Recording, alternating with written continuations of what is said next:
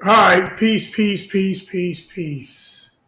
I'd like to thank the Creator for this day, for allowing us to be here. This is the day that the Creator has given me for Shabbat. Um, I want to thank the Creator for allowing um,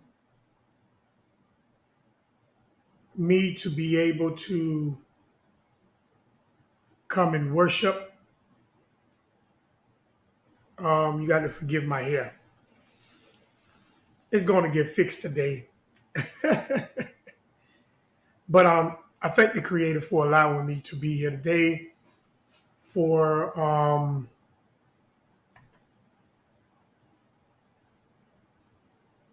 to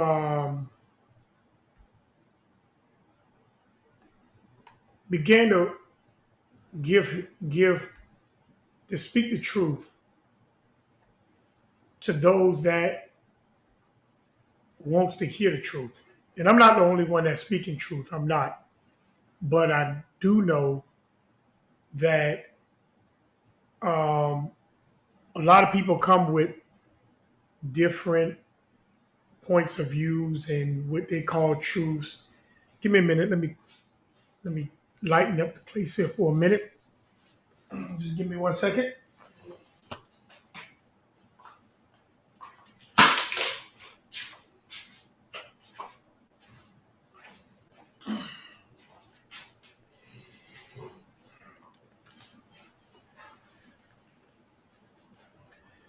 Um, so, oh boy, I thank the Creator for just giving us um, the moment to come together to be able to um,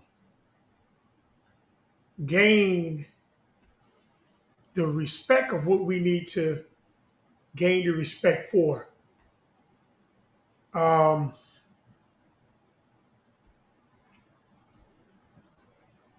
we have to understand that we've been lied to, and we've been lied to,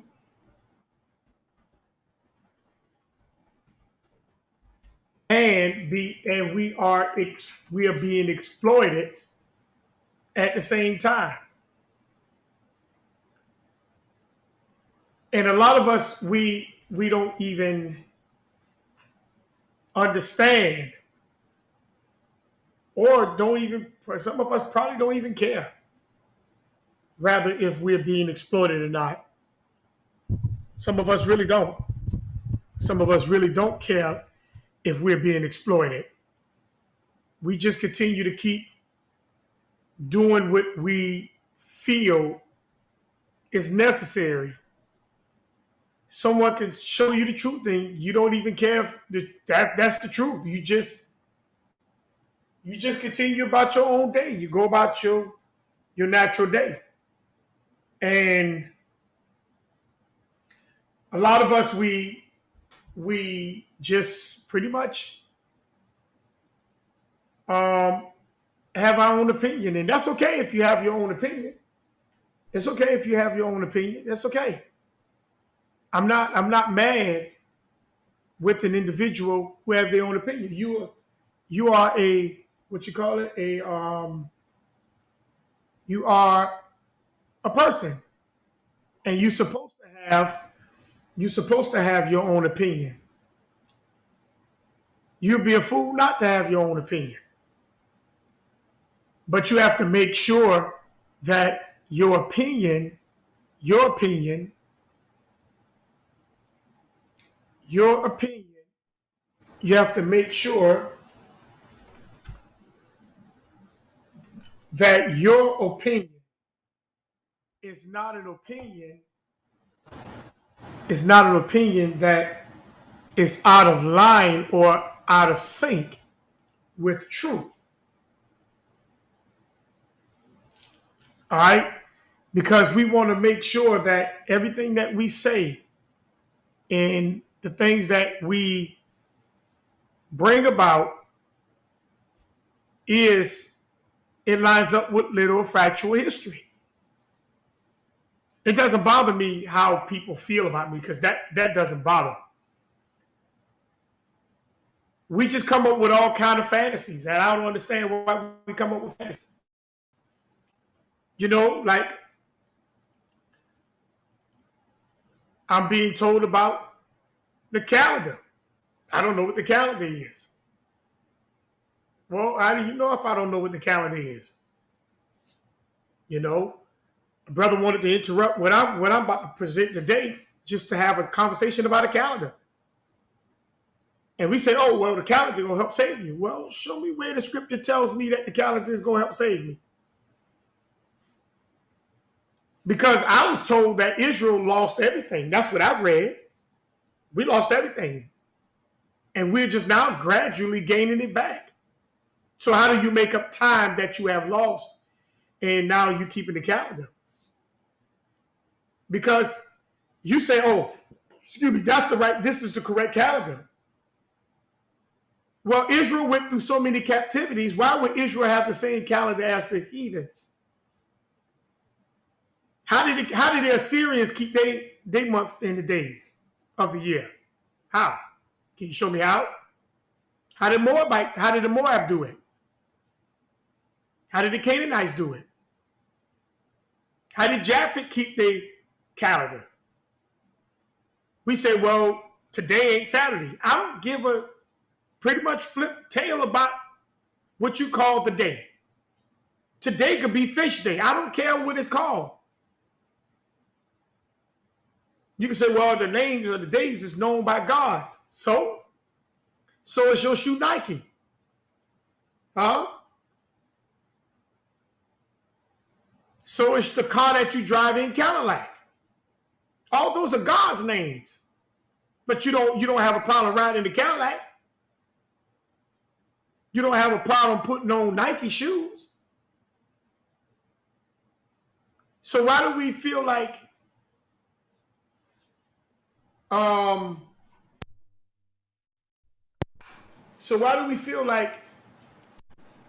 we have a problem with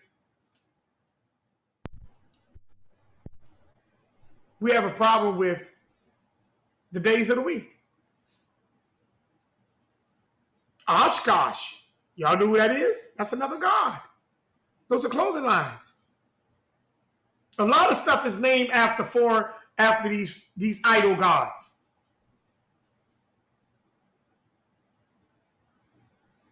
I don't care. Long as if it's a shoe and if it's something that I like, I'm gonna put it on my feet. I don't care if it's a Nike. It could be a shoe called Ritual or a shoe called Flower. If it's a nice shoe, I'm gonna put it on. I'm pretty much aware of these shoes, the name of the shoes, but it's just a pair of shoes that I'm putting on my feet so I can walk. That's all it is about. But we get into too many things that really has no meaning or no value to your soul. Because a lot of us, we trying to crack open all this, but most of you don't even know about your own lineage. What about your lineage? You want to talk about the calendar? Israel don't even know their lineage. Israel think the land is over there, across the waters. Israel think that those people that was in North Africa, West Africa were Israel. In Russia, they say that they were Israel. So they going out cross on the streets to preach to whoever listened to them. Because they say, oh, we need to teach Israel that they're Israelites. But all through our scripture, I'm telling you, there was a there was um, Israel always knew where their people were. I don't understand where we get this point that Israel just lost themselves. Now, some of them may not know Torah, but a lot of them, a good bit of them know their bloodline. They just choose not to follow the culture of the bloodline because they are wrapped up into this life. They believe everything that this oppressor tells them. And if that's your cup of tea, then drink it. I don't care. But it still will not evade the truth from being truth. Truth gonna be what truth is. You know? Truth is gonna be what truth is. So this is what we don't understand. Truth is gonna be what truth is. It's not going to change. So without no further ado, I'm gonna go ahead on and get into part 2 of the Goree Island is a lie. Because I know a lot of you want to believe in the slave trade. There's a lot of people on the internet, social media, is debunking the slave trade. They debunking that thing Africa. They're debunking how things actually went out. They are. But a lot of us, you still have those ones that wants to continue to believe in what they want to believe in. And I'm not one of those ones that is going to follow suit just to be in some kind of club. It's not what I am. It's not what I'm about. So last week we kind of picked up, I kind of was talking about the Americas, where certain things was in America. Okay? I kind of talked about that. I kind of talked about, you can go get the book, The Indian Slave Trade. I talked about that. You know, I didn't get into so much of Goree Island. I kind of touched on it a little bit, but I didn't go into it. So today I'm gonna kind of get it. I'm gonna kind of move a little further into the Goree Island. But it's all dealing with the slave trade. Because a lot of Negroes think that they came in on the slave ships, and some of you probably have. You're probably the Sephardic, European, more Jews. But you're not Israel. There's a difference. And that's why most of you are keened in on Europe, which is Eurasia or Europia. You're keened in on that because that's probably your homeland. And I don't have a problem with that. I don't have a problem with that being your homeland. But don't make that everybody's homeland just because we have the same paint job. We need to stop that. All right? I want to get into one video. It's fair use. I want to get into a video.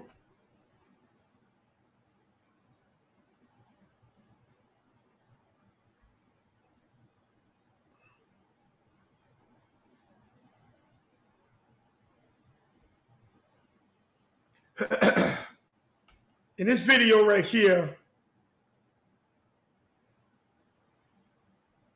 is dealing with Obama. Just give me a second.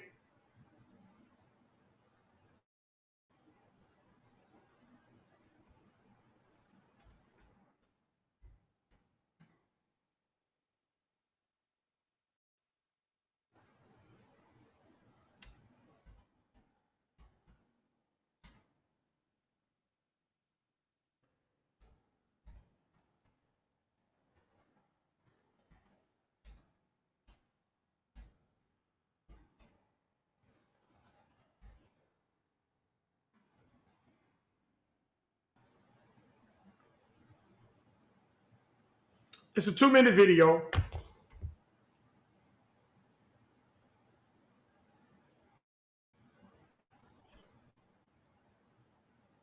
me block this out. I don't want to hear that.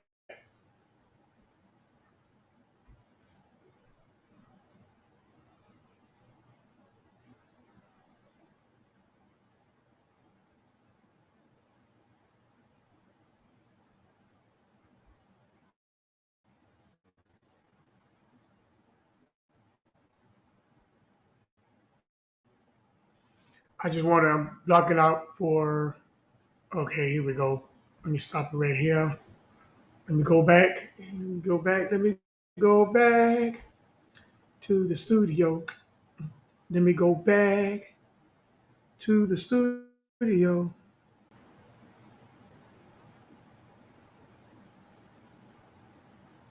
Okay.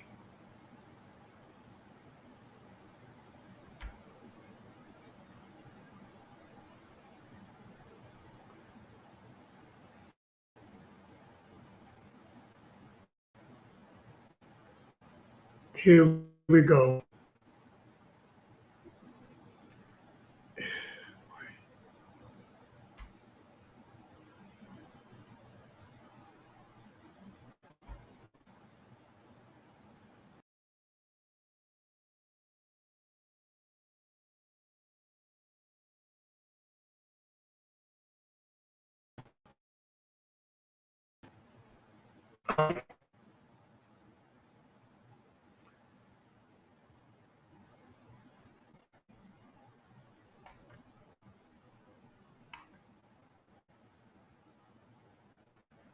That's what we're doing again. StreamYard.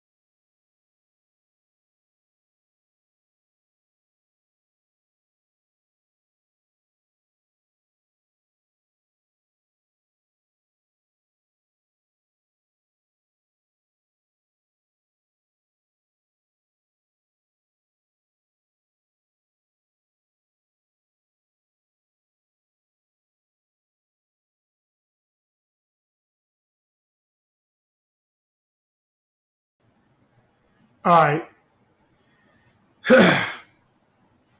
um, Let me present, share screen.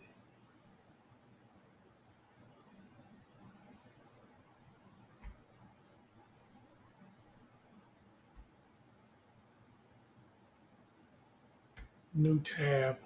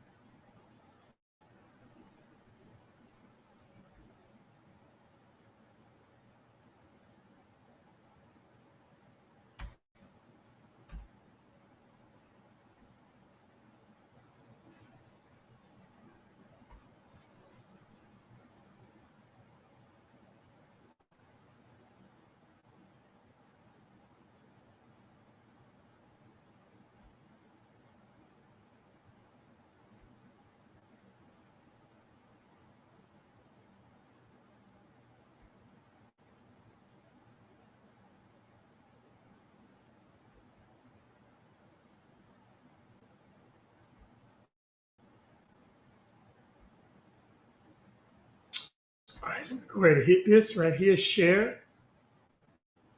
Let's ride. Check this out. I want y'all to listen to her.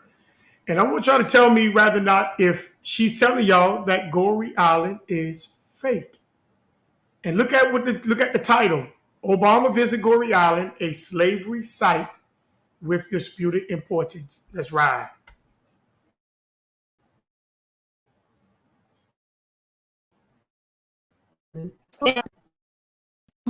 My The president left Senegal this morning after one final stop at a food bank. In South Africa, he will visit the island where Nelson Mandela spent most of his 27 years in prison. Yesterday, the president toured another island where slaves were sent to the New World hundreds of years ago. But Major Garrett reports that site may not be as important as advertised. So why did she say that site may not be important as advertised? This is CBS News. Is CBS News telling you something that you should pay attention to? Or are you going to say, oh, well, that's just what they saying? Is it what they only saying? Is that what that is? What they only saying? Is that what that's saying? Let's finish up. 3 American presidents have ferried to Goree Island off the coast of Dakar, drawn to the crouching and cannon-topped castle on its southern tip, and around the castle into its placid harbor, a gateway to the horrors of the African slave trade. The house of slaves. Senegalese curators contend millions pass through here en route to Caribbean islands. And slave historians say the number, however, is more likely in the low thousands, and that Goree Island is a scam masquerading as history. Notice what they say. Goree Island is a scam masquerading as history. Why are they saying Goree Island is masquerading as history? Why? Why is it masquerading as history? Let's keep going. Historians argue the slave house was too small to handle millions of slaves, and most would have died after being packed, as legend goes, up to 20 at a time in cramped holding cells. What he says, notice he says that they would have been packed in, and most of them would have probably more likely died. And then he used the word as the legend goes. What is a legend? What is a legend? Are they giving you key facts of what you need to be paying attention to? Look at the word legend.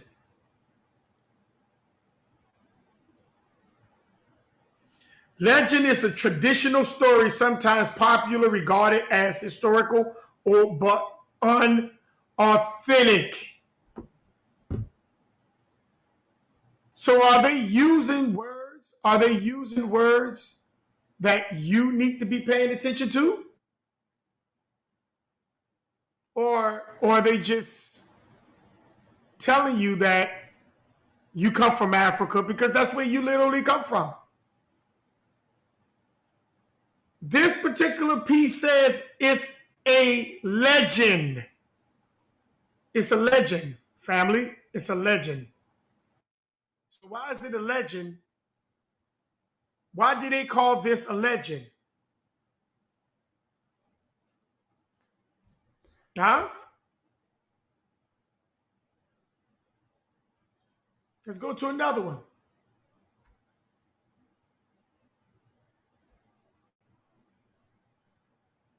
Let's go to another one. All this is under fair use of the 1970 Act.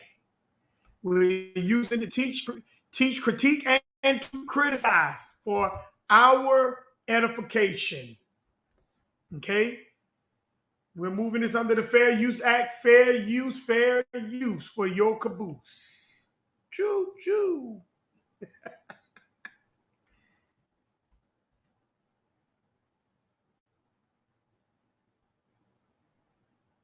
One call it they say, oh, it's a legend. Why is it a legend, family? Why is it a legend?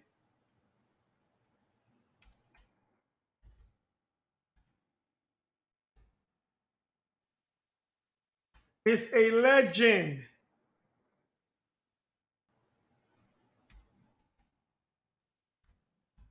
Let's see what Newt Gingrich says.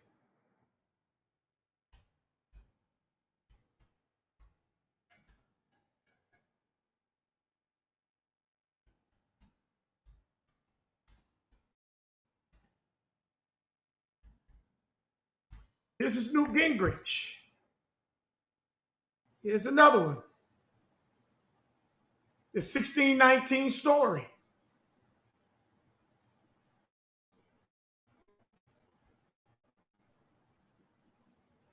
Want to kind of wait on this right here. Get this right here. All right. Let's skip the ad. Let's stop it right here. Want to go backwards. Back to 00. All right.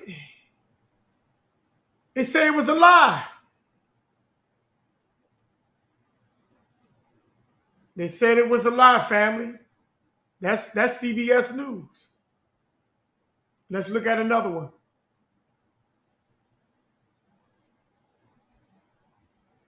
This is Newt Gingrich. Let's ride with this one. Let's go, fair use. Slave ship arrived on this 1619. The first slave ship arrived on America's shores in Virginia. In a series of essays on slavery, the New York Times just released what's called the 1619 Project. But tonight, former Georgia Congressman and Speaker of the House Newt Gingrich is stirring up controversy, calling the series a lie. Mike Dunstan is here showing us how others are now pushing back. Mike? Yes, Sean and Adam, people defending the slavery series have been lighting up Twitter, also Facebook. And tonight, a Metro Atlanta historian is rejecting this opinion. The whole project is a lie. Republican former Georgia Congressman and House Speaker Newt Gingrich on Fox News Channel Monday blasting the 1619 Project.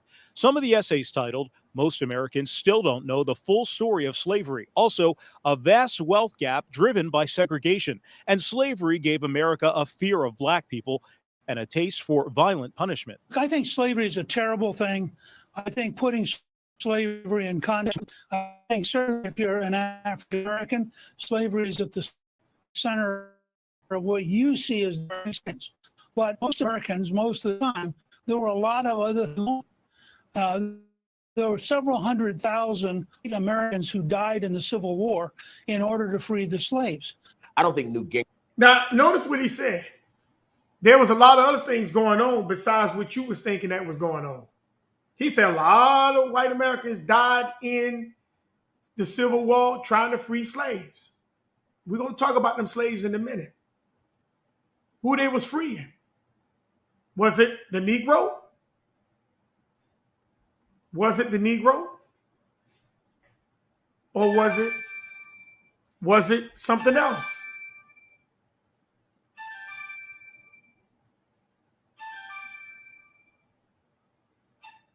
Was it the Negro? Or was it something else? Or someone else? See, because we have to really get to the bottom of this whole thing.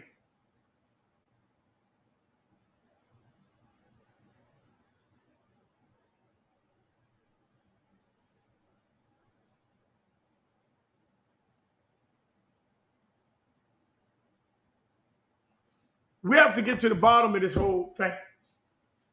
Newt Gingrich, the former House Speaker, said that this thing was a lie. It's a propaganda thing.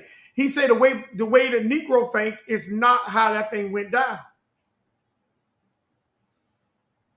Is he on to something? Like CBS News called the Goree Island a legend? Let's keep going. Gingrich has the ability to speak about the 16 war in order to free slaves. I don't think the 1619 Project at all. Dr. Daniel Black is a professor of African American Studies at Clark Atlanta University. The reason America is still the wealthiest country on the planet Earth now, which everybody knows and agrees, but what people don't say is why it is. Now, notice he say America is the most wealthiest country on the earth. I thought it was so-called Africa. I thought they say Africa was the most wealthiest country on the earth. Now, you got a professor in Clark Atlanta University say that America is the wealthiest country on the earth. But let's go back and let's see what he say why it's wealthy. Here we go. And agrees, but what people don't say is why it is. And the reason it is because it exploited black people for 400 years free. Professor Black also wonders if the former speaker slamming the 1619 project could lead to the upcoming 2020 presidential election. There's a very, very real possibility that some hearts would get softened and some hearts would want to know more about how this happened, about the 1619 project. And this could have enough political influence entered a more centric kind of position. Now, I want to. So it's about politics. It's about you learning your lineage, and they still trying to push something in front of you that is not true in order to persuade you to a certain political position. Is slavery a political hot potato that a lot of us don't want to talk about because they exploit the very emotion of you? Or was it reality? Which one was it? Let's finish this out. I wanted to question former Speaker Gingrich about that and other things, but his camp hasn't returned my emails. Also, regarding the 1619 project, a New York Times Magazine staffer told PBS the series is, quote, deeply researched and supported with historical evidence checked by fact checkers who interviewed panels of historians and verified every argument. Adam? All right. So who is these historians that they say that they was reviewing by? Okay. Well, let's go to another one. Because CBS said it was a legend. Goree Island is a legend. Newt Gingrich said that that's a lie.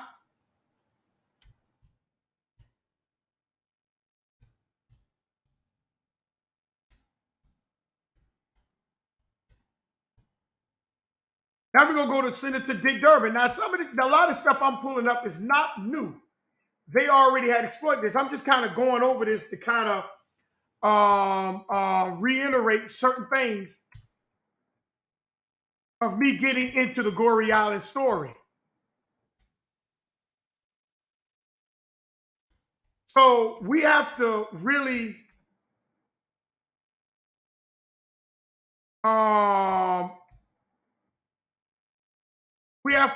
look at what's taking place here. Senator, they watched CBS say it was a legend. Dick Durbin on Fox said it's a lie. So I mean, let's see what Congressman, former House Speaker Newt Gingrich, Salakia, my apologies, said that it was a lie. Now let's see what Dick Durbin said once when he was in the White House with Trump. He met with Trump to deal with the so-called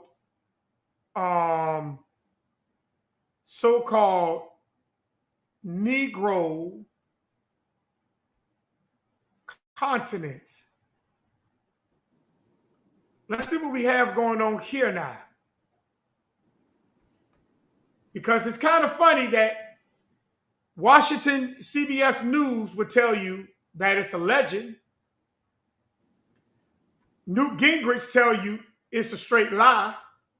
That is all it's doing is the politics.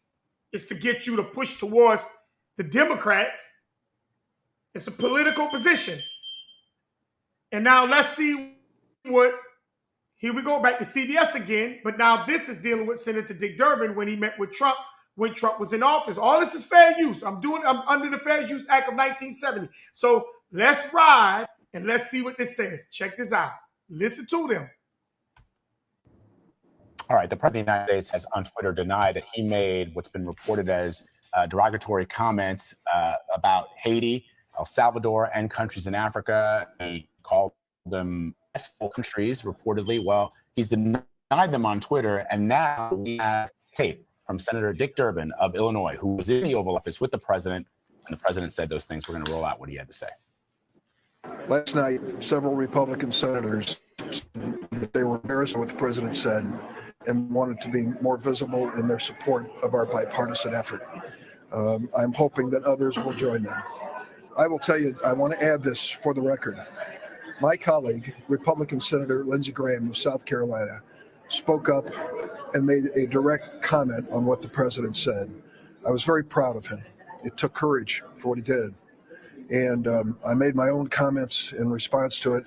But for him to confront the president as he did, literally sitting next to him, took extraordinary political courage, and I respect him for it. What did you say to the president? Well, I raised several points. I raised the point about chain migration. I raised the point about if you exclude Haitians from this group of temporary protected people, the conclusion is obvious. These are black people.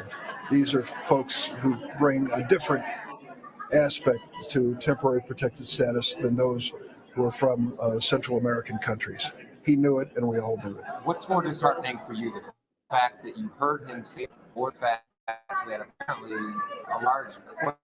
I want you to, let me back it up. Notice he said chain migration. Let's go. Well, I read about chain migration. Did you hear it? Chain migration. Chain migration. Okay, let's ride.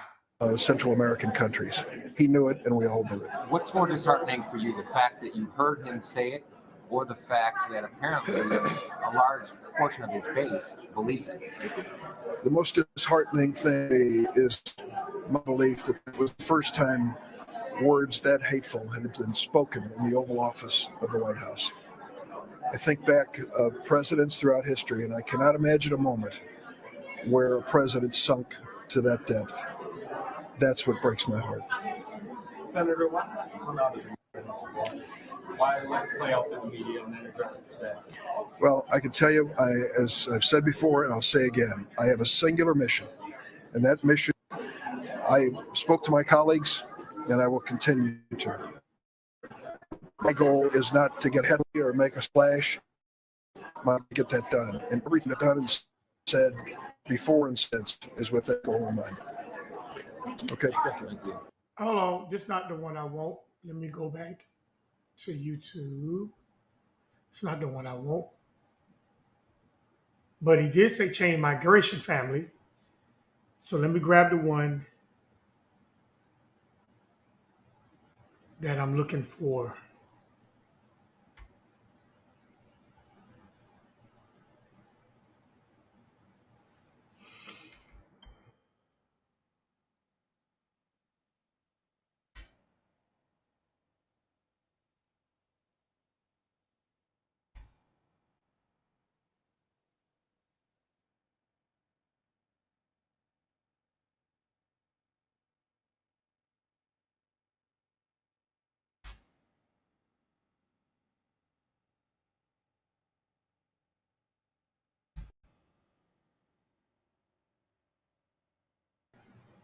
All right, this one is, let me come down here.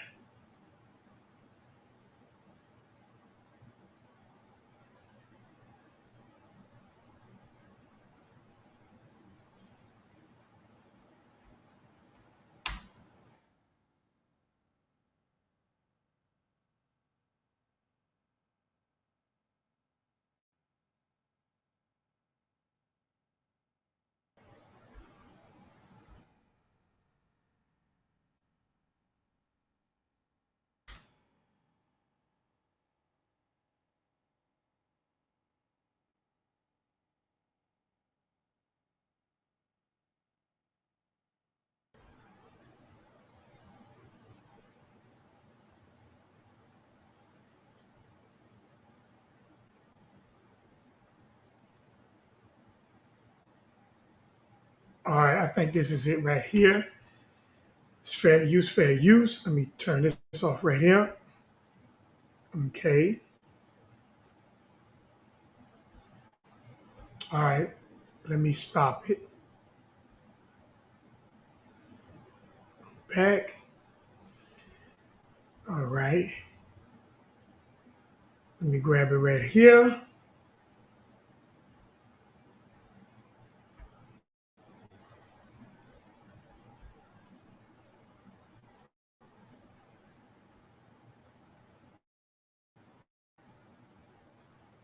All right, fair use, fair use. Here we go.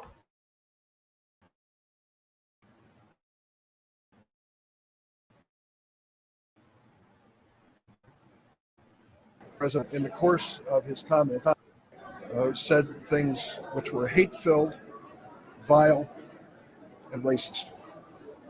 He used those words advisedly. I understand how powerful they are. But I cannot believe that in the history of the White House, in that Oval Office, any president has ever spoken the words that I personally heard our president speak yesterday. You've seen the comments in the press. I've not read one of them that's inaccurate. To no surprise, the president started tweeting this morning denying that he used those words. It is not true. He said these hate-filled things, and he said them repeatedly. When the question was raised about Haitians, for example, we have a group that have temporary protected status in the United States because they were the victims of crises and disasters and political upheaval. The largest group's El Salvadorian, the second is Honduran, and the third is Haitian. And when I mentioned that fact to him, he said, Haitians, do we need more Haitians? And then he went on when we started to describe the immigration from Africa that was being protected in this bipartisan measure. That's when he used these vile and vulgar comments, calling the nations they come from shitholes. The exact word used by the president, not just once, but repeatedly. That was the nature of this conversation. When it came to the issue of, quote, migration, I said to the president, do you realize how pivotal that term is to so many people? African Americans believe that they migrated to America in chains. Did y'all just hear what he just said? Let me repeat that again. Now remember the first video I showed was Washington. They called Goree Island a legend. The second video I showed you, Newt Gingrich called the 1619 project dealing with the slave trade a lie. It's just a political witch hunt to get you to move into a political direction. Now let's listen to what he said again. Is to so many African Americans believe that they migrated to America in chains. And when you speak about chain migration, it hurts them personally. Why is he lying now? He said, we believe, a Negro believed that he migrated to America in chains. So is these three people lying about your existence? Or are you just being ignorant and overlooking the existence of you? Let me give you one more. Let me give you one more, family. Let me give you one more.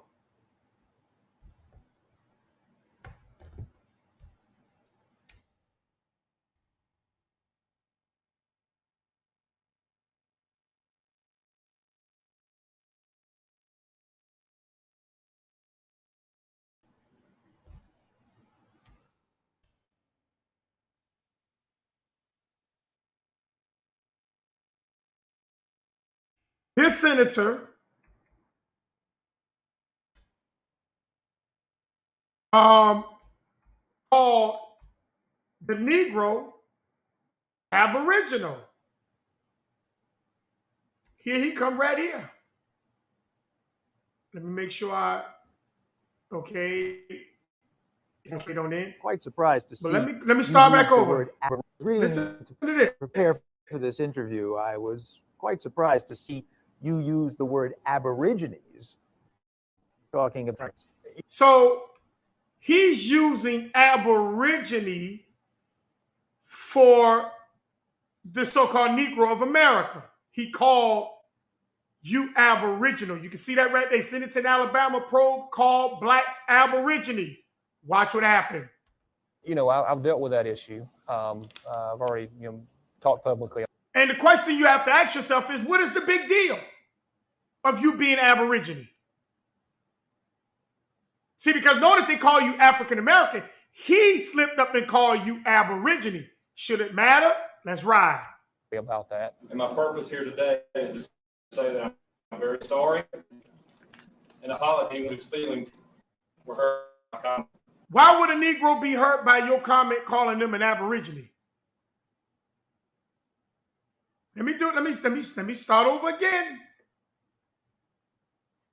And this time I'm just gonna let it play to the point.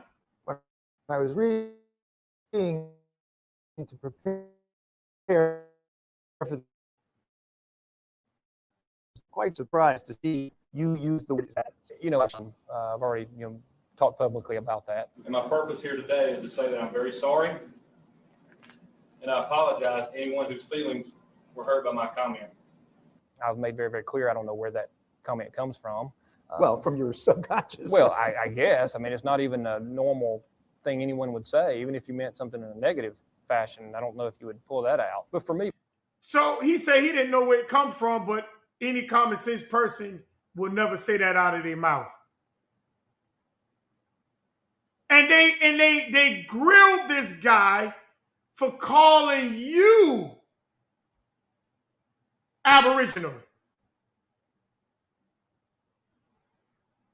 I want you to think about that. They call you Aboriginal. They didn't call you, he didn't mistakenly call you an African. They say he mistakenly called you an Aboriginal.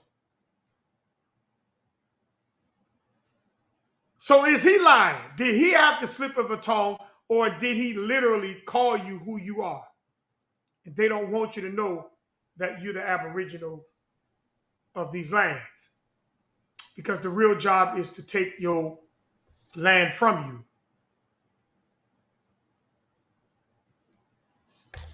Let me give you another one. I'm just kind of going through it.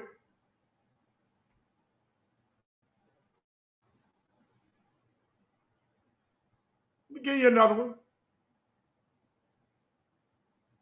So all these people lying about you. All these people lying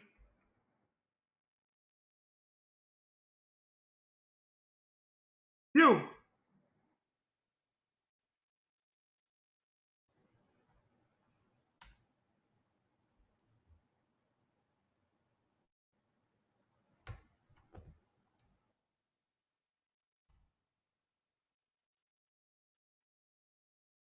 It's all these people lying about you. Well, let's look what Waka Flocka said. And this is not new. I'm just kind of reiterating certain things. I want to kind of, here we go. Let me go backwards. Let me start over. Let's listen to what Waka Flocka said. Because is they lying about the Negro, or is the Negro really an African? That's right.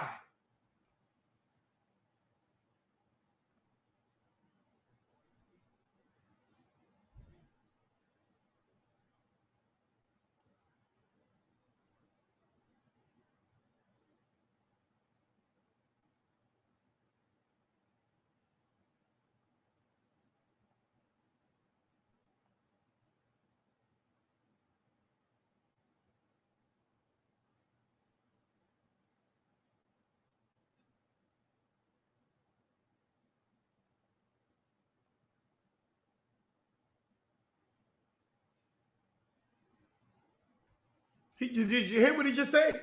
African American, he said that is a system. Let me replay it again.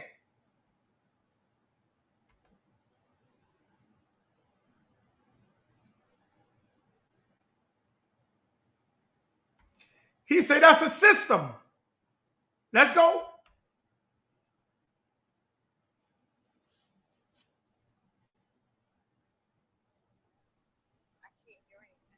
He said, what did he just say?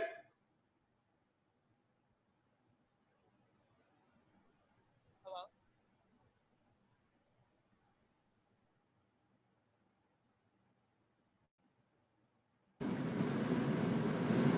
I can't hear him. I don't want to get the music in the background. I don't want to get the strike copyright, so I just kind of turned it down. But okay. I just wanted you to hear what he was saying. He's not African American. He's not African American. So why do we believe that that's what we are? Okay? Let me come on back in the chat.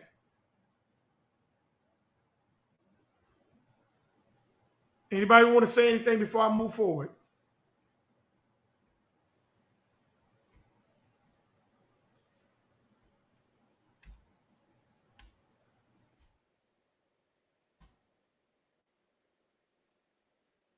All right.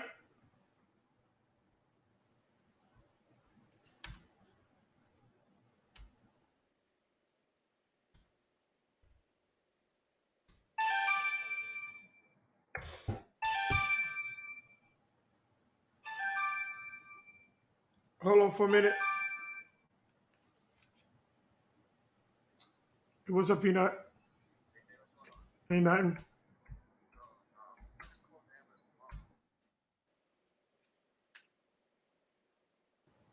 Okay.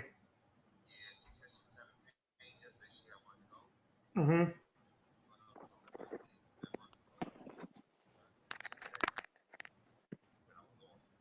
Okay.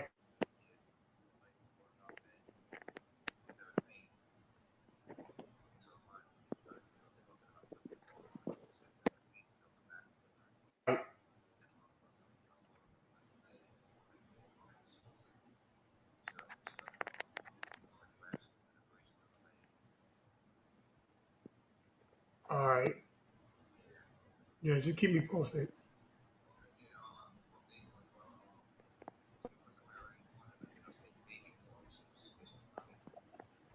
Right. All right.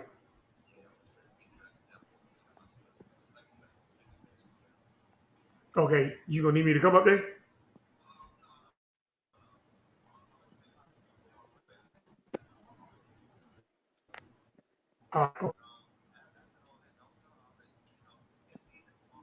Right.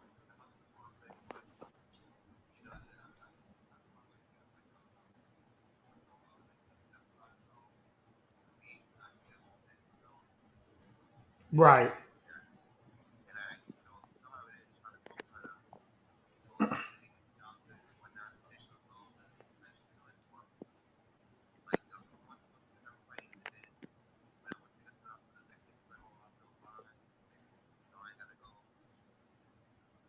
Okay.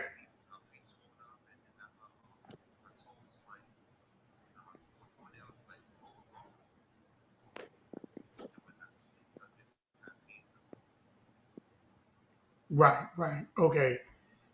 Yeah. So just let me know if we need to get her back down here.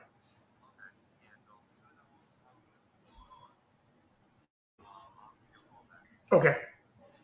Mm-hmm. All right. Sorry about that, y'all. That was an emergency. That was my brother from New York. Um, let me go this way right here with it. Oxford Dictionary. Oxford Dictionary. Anybody want to say anything before I move forward?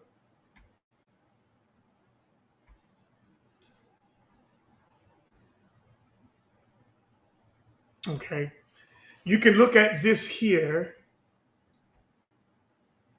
Right here. You can see it on the screen. You can see it on the screen. And that's number 3. If you type in Oxford Dictionary, nigger means Indian. And you can look at it right here. It says a dark-skinned person of any origin. All right. So nigger means a dark-skinned person of any origin. Now, if you go to definition 1 and 2, it's gonna throw you into Africa. Automatically, it's gonna throw you into Africa. But if you keep reading, it says a dark-skinned person of any origin, but go down to number 3. It says in early U.S., used usually with reference to American Indians, usually offensive. Okay? So, American Indian were called niggers. Were called niggers. This was what we have to pay attention to. All right? They've been telling us that we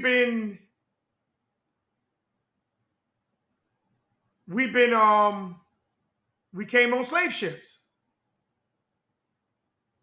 But there's no way in the world the Indian that you see on the reservations today was ever called niggers. Family, that was you who they called niggers. We just showed the CBS video. They say Goree Island is a legend. The story don't even have the weight of what it was holding with Obama and them was actually therefore.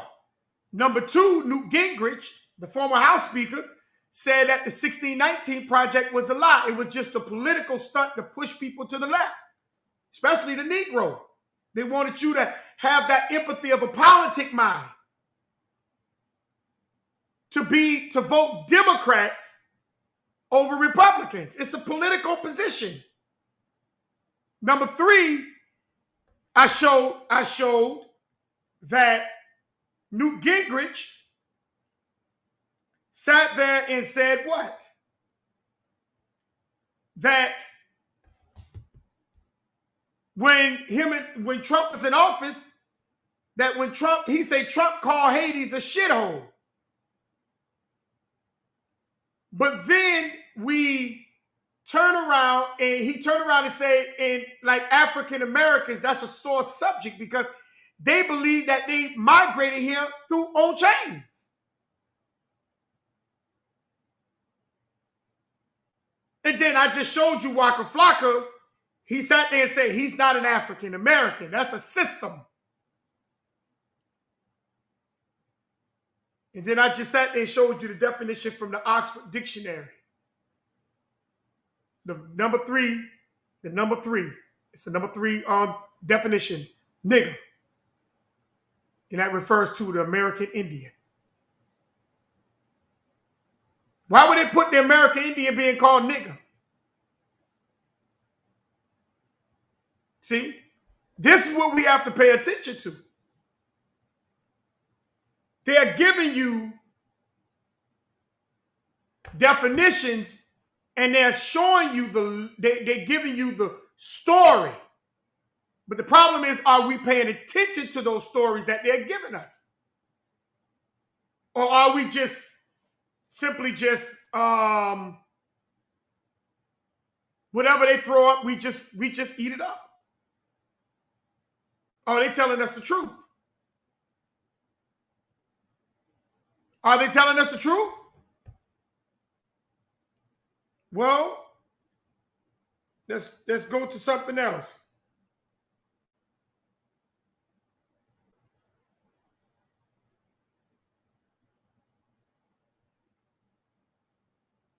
Let's go to something else.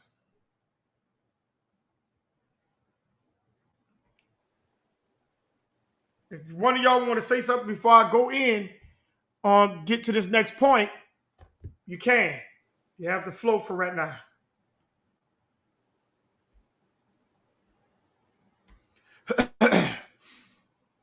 Let's look up the word. Hold on, let me go here to a new tab.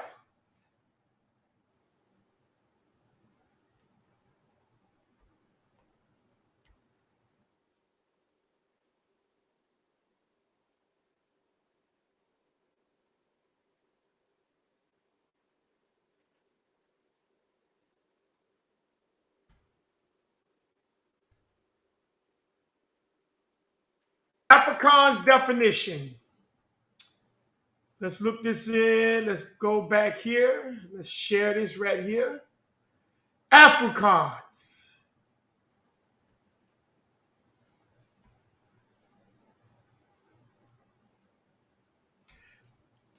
Afrikaans is a language of Southern Africa, derived from the form of Dutch brought to the Capes by Protestant settlers. Hold on, stop. So you're telling me that the Dutch was brought to South Africa as slaves? Afrikaans, if you look at it, it's a West Germanic language spoken in South Africa and Namibia. Now, I want you to pay attention to that word Germanic. Who are the Germans in the Bible? Because this is their language. The Afrikaans is a Germanic language. Who are the Germans?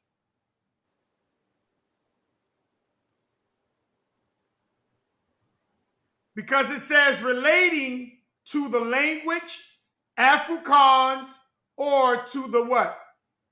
Afrikaner people. Let's look this up. Afrikaner people.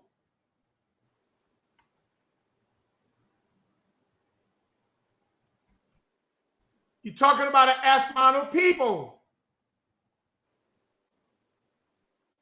Who's the people?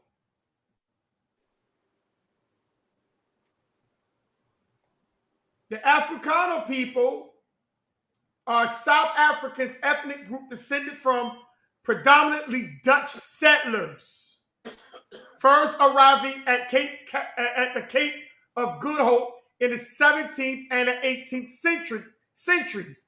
They traditionally dominated South Africa politics and commercial agriculture sector prior to 1994. So these are the people that was brought to South Africa. They're not indigenous there. So who are these Dutch people that were brought to South Africa?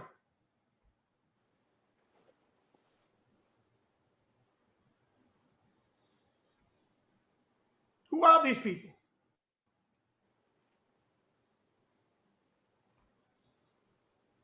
Who are these people? You say who? Iberians? No, they're not Iberians. Those are white folks. Oh, you talk about the Berbers? Those are the Berbers. Those are the white folks in South Africa. They are called Afrikaans. They are Dutch. That's the Dutch. They were brought there by the Dutch. They are the Protestants. They were slaves that went to South Africa. These are not why we don't talk about this. We think that the black folks in South Africa are indigenous there. They're not. Most of them are not. They migrated there. And some of them South Africans are mixed.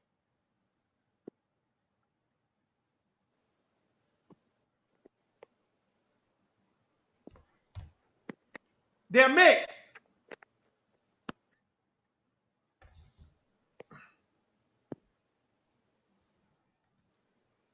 Let's look at something else. Let's type this word in right here. I'm going to type it in the chat. I'm going to type this word in the chat.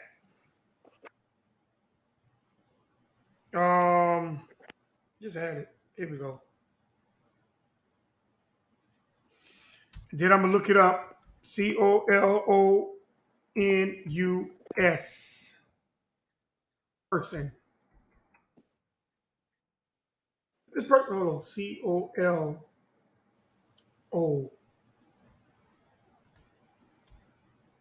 COLONUS.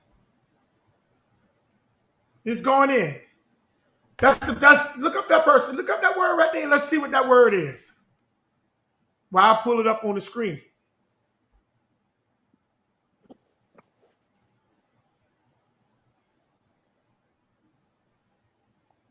Why did I do that?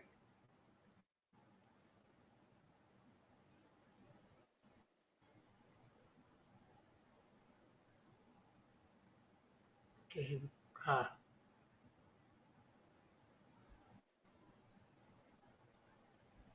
All right, here we go.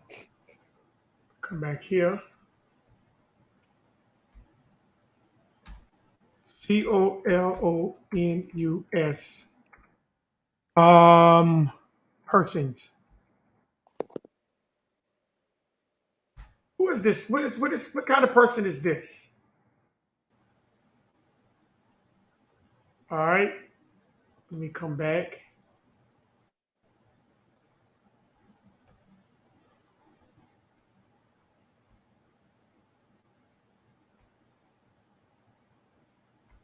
What kind of person is this?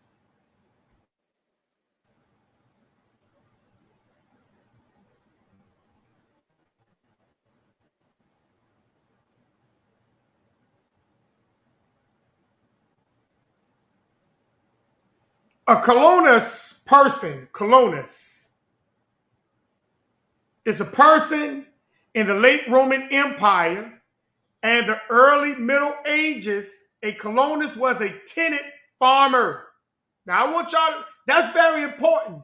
A colonus is a tenant farmer, known collectively as a colonist.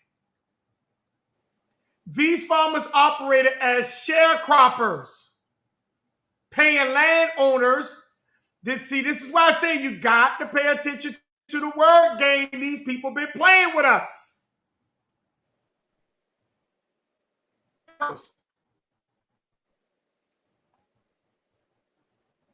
Paying landowners with a portion of their crops in exchange for use of their farmlands.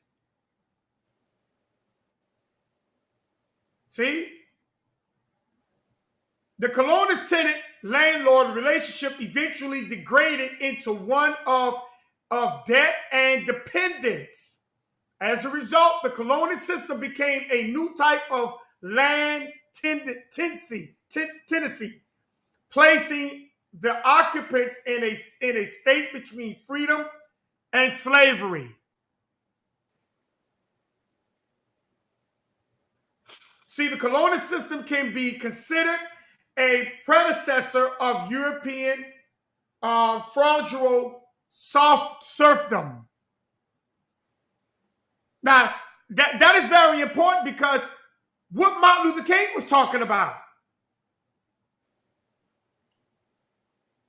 What was Martin Luther King talking about?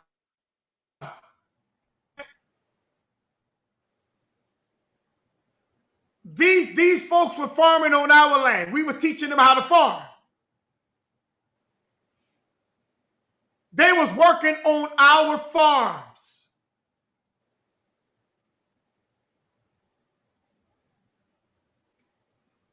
We taught these people how to plant because they were a colonialist person. They were tenants. Some of these people were coming and working on your farm for work in the South, especially in the South.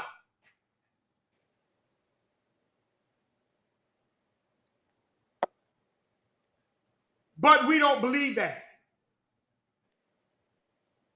Because we believe that we were the ones that were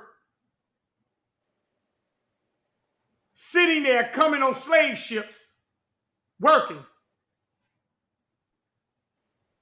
Okay? But they took your land. So if they took your land,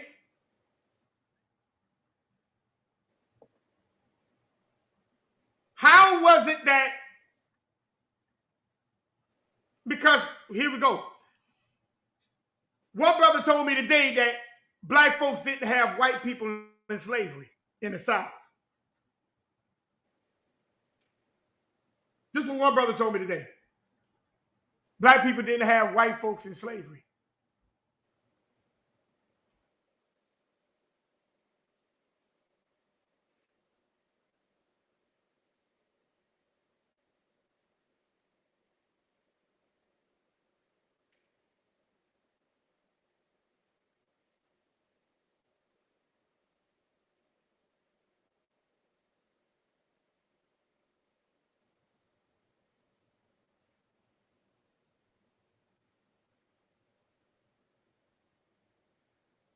Black people, he said, black people didn't have slaves in the South.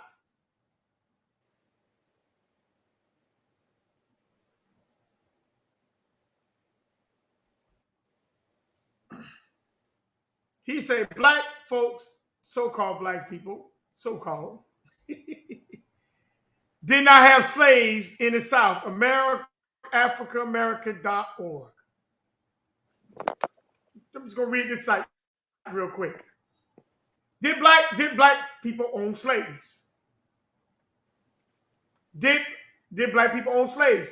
100 amazing facts about the Negro. Yes, but why did and how many they own will surprise you.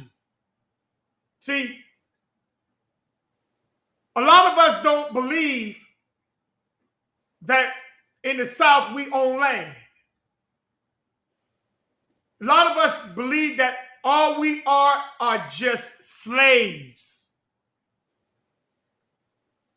And that's the propagation that they need you to keep, because as long as you keep thinking that you're a slave,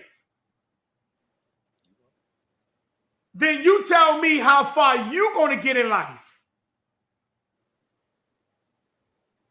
I'm always trying to compete against another man because I believe I'm at the bottom.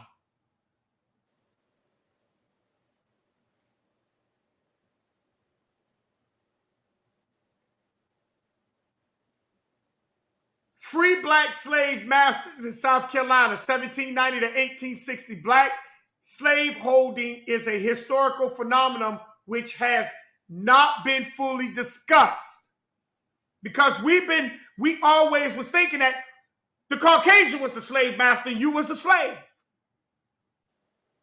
But not knowing that you was the slave master and they became your slave.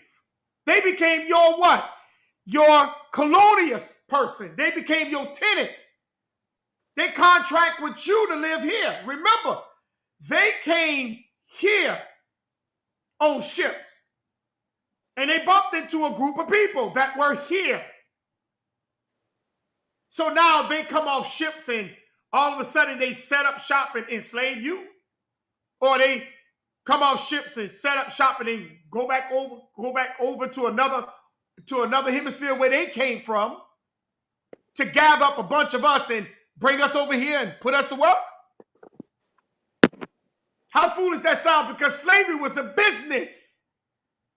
It was not something that I'm just doing. It's a business. And they telling you that it didn't matter. That a lot of these, that they tell you that a whole bunch of so-called Africans died because the word African connects you to the Caucasians. That don't connect you to the Negro. Those were the ones the Dutch took into South Africa, the Afrikaans. Those are white folks. Those ain't you. Those are not you. But we don't believe that. We believe that Africa derives and belongs to us. So they pack you on ships like sardine. And one of the main places they say they took you through the Goree Islands. That's Senegal. And now you come they pack you in those little cells. And if you go back when we finish this live and go back and look at the first video of CBS, they say that the slaves could not have survived being packed in them little small rooms. And the Goree Island is way more smaller than what they actually telling you as a Negro over here. And they say that if those rooms were packed with slaves, a lot of the slaves would have died. So tell me how the so-called white man would have made a profit.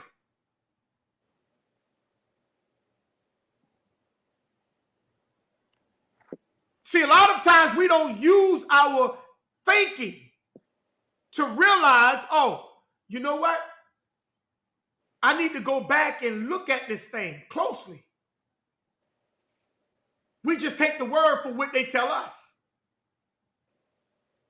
That's all we do. We just take the word for what they tell us. Because we want to believe that we are less than anybody else. We want to believe that we came from some other place other than this is our mama, America. America. We don't want to believe that. Because somebody in the book told you you come from some other hemisphere. Now, I'm not saying you probably have come from another hemisphere. I'm not going to dispute your lineage because I can't. And I won't. That's ignorant for another man to dispute another man's lineage. But it was very, very deceptive and deceiving for them to educate us saying that we came from America, we came from another hemisphere. That's deception. The Germanic language of the Afrikaans, that is a Germanic language. That's Japheth's lineage. And you don't hardly hear nobody in the Bible talk about Japhet. You don't hardly hear nobody in the Bible who talks about the Bible talks about Japhet. They all talk about Esau. But you don't hear them say nothing about Japhet. They talk about Ham, the pharaohs, and all these other people. But none of them wants to be them people with the bone in their nose. And they stretch their neck all the way up, look like they got a shoestring around it. That their neck can just move up and down. They don't want to be part of those people. They want to be the pharaohs.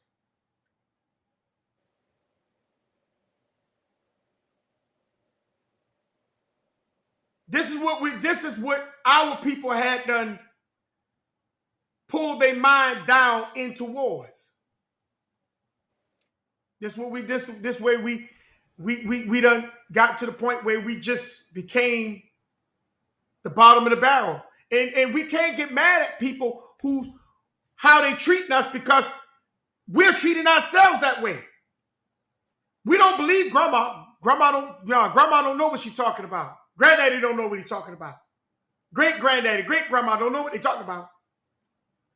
So we just go by what somebody else tell us. That caused you to get.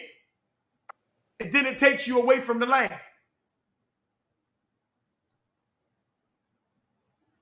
Then it takes you away from the land. And we don't even understand what they have done to us. Give me 1 second. Plug up my tablet. Let's go to the next one.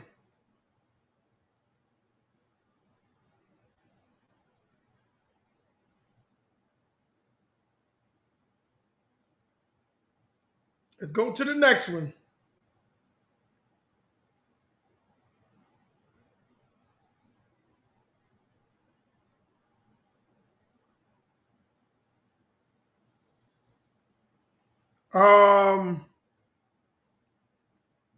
Slave. I'm gonna put this up in the chat.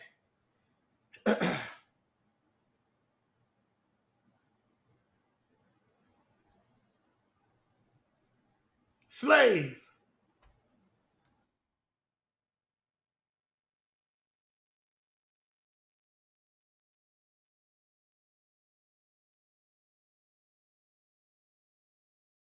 Slave means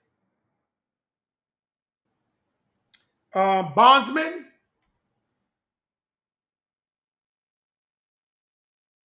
Slave also mean a vassal. Slave also means a thrall, Trall. Slave also mean a servant. Slave also mean an employee. Slave also mean a citizen. And slave also mean a subject and a prisoner.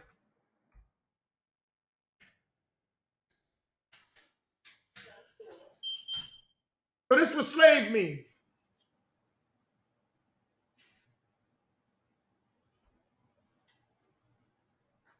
So anytime when these words are being used, bondsman, vassal, thrall, servant, employee, citizen, subject, and a prisoner, you're talking about a slave. So which one are you? I know a lot of us are citizens.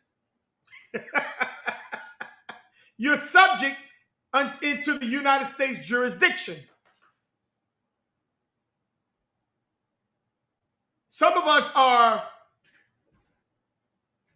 vassals. We know what a vassal is. What is a vassal? What is a vassal?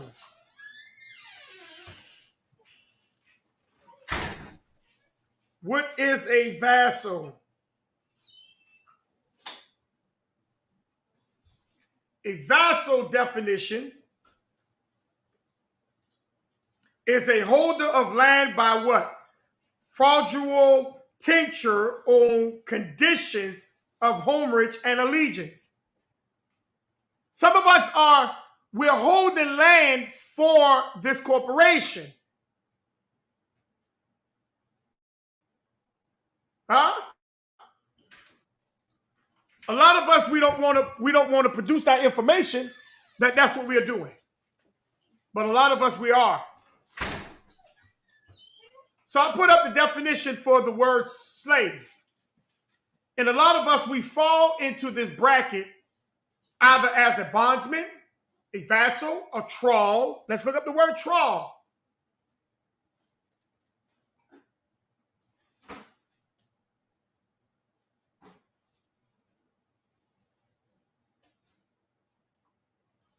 Because a lot of us, we think we're free. I'm free, boss. You're not free. You fall in one of these categories. A thrall is the state of being in someone's power or having great power over someone. So either you got great power. You know what great power means? Great power means you control them or someone control you. And when someone controls you, they are controlling you for someone or something. So a lot of us, we get to the point we thinking that we are not in the grips of this system, and you are. You're in the grips of them. And this is how they educate you and put you into a mindset of thinking that you always were and always will be a slave. When slavery had nothing to do with the Negro from the beginning.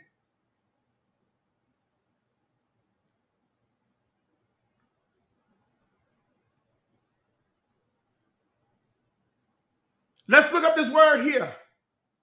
Serfdom.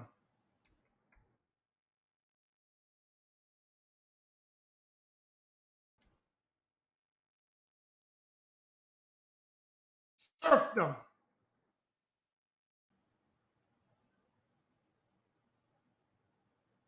Let's see what we have here. Serfdom.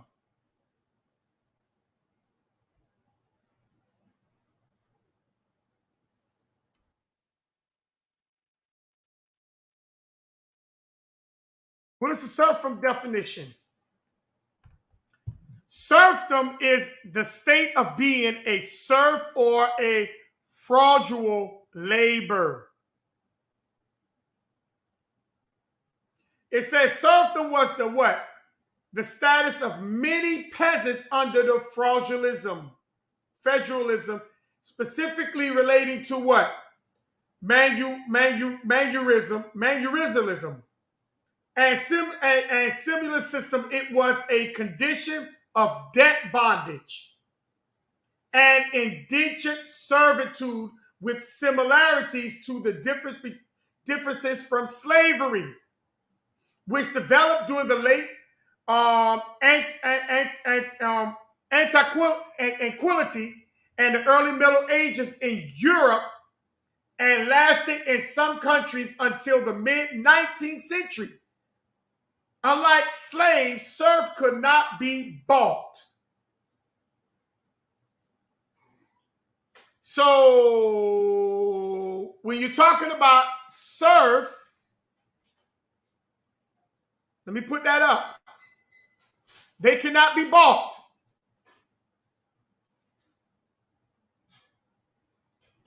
They cannot be bought.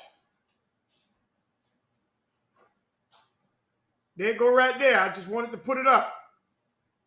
They cannot be bought. You cannot buy a serfdom.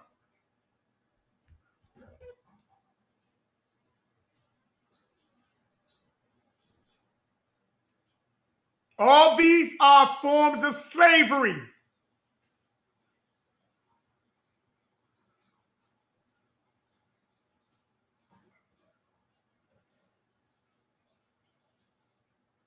All right?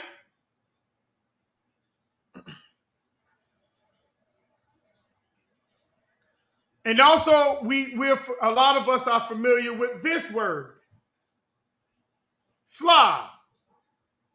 S-L-A-V. Slav. A Slav is a member of a group of people. Let me come back out. Let me get in here. Okay, it's right there. So Slav is a member of a group of people in Central and Eastern Europe speaking Slavic language. Now, let's look at the etymology.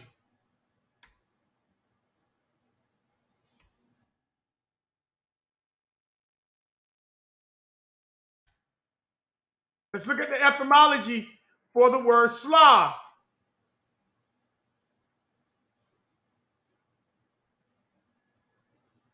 Okay? Hope y'all can see that. In the 1300s, Sklav or Isklav or Esclave, persons who is the chattel or property of another, from Old French enclave, 13th century, and directly from medieval Latin sclavis or slave. Sources also of an Italian sclavio, French esclave, Spanish esclavo. Originally Slav or Slav, so used in this secondary sense because of many Slavs sold into slavery by conquering people. So who are the Slavic people? Now let's look at who is the Slavic people, because these are the ones who went into chattel slavery. Is this the Negro?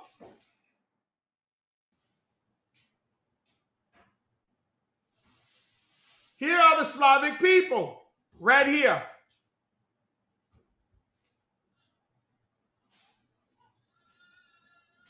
The Slavs are Indo-European, ethno-linguistic groups living in Central Europe,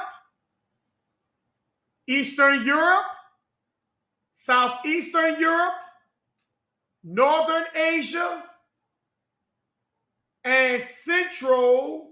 Let me keep going.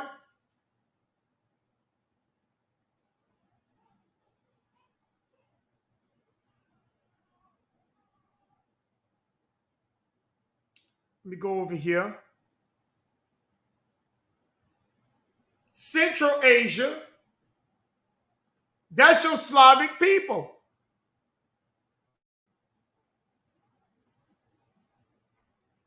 You can see them on the screen. These are your Slavic people. These are the ones that went into chattel slavery.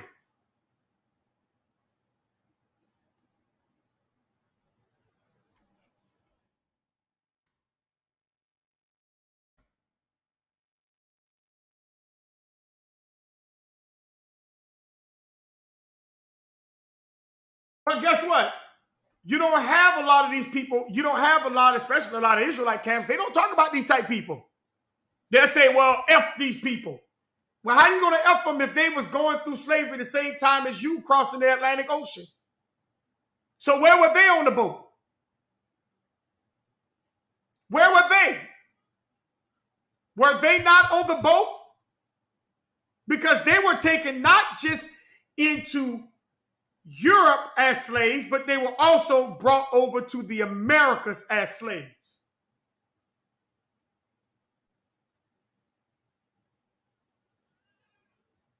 Where were they on the boat? Did they go to Goree Island? Why is Goree Island limited only to you, Negro?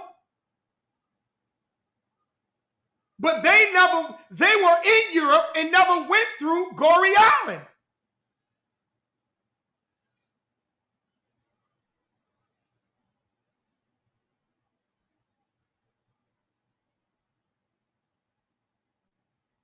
I guess Goree Island only belonged to the Negro. That was just the Negro slavery.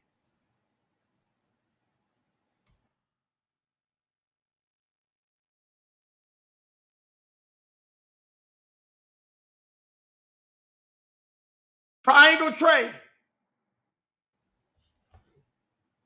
The triangle trade. What was that? What was the triangle trade?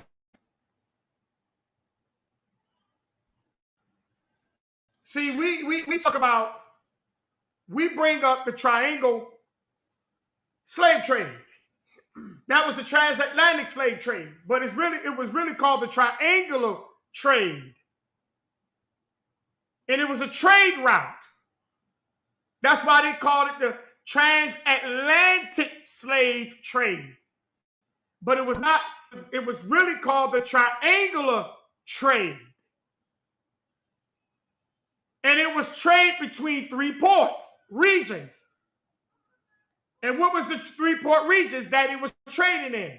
You can see this right here. You can see this map right here on the right-hand side. This is the trading route. It was between Europe, Africa, and the Americas. Europe, Africa, and the Americas. Europe, Africa, and the Americas. It was a trading route. Notice, if you look at the triangle, they didn't go straight across the Atlantic. They sure did not. And still to this day, they do not go across the Atlantic.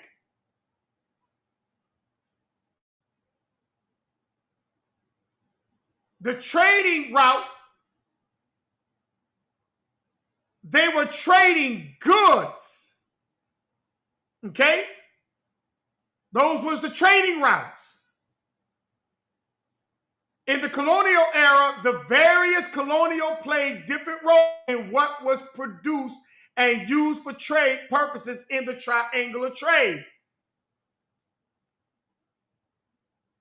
See, a lot of us, we are not even calling the trade by the proper name. That's why we don't have the proper definition for actually what happened during that time. We just go by what they tell us. It was the transatlantic slave trade. No, it was called the triangular trade because it was a route to trade resources. And then those ones who were prisoners, they went on that route because they were shipped out to either the Americas, but first to Australia. Well, a lot of us, we don't believe that some of those folks in Europe were shipped to Australia.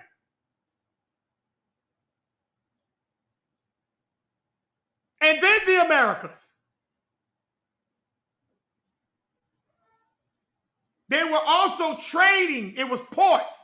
They had the ports. And this is when you're dealing with the Moors. See, this is where some of the Moors come in, because the Moors had they was the ones who was controlling the waterways, the Moors. And that's why you had that war going on in Europe. It was about what you call it? It was about the trading routes and controlling the ports where you actually unload your goods to sell.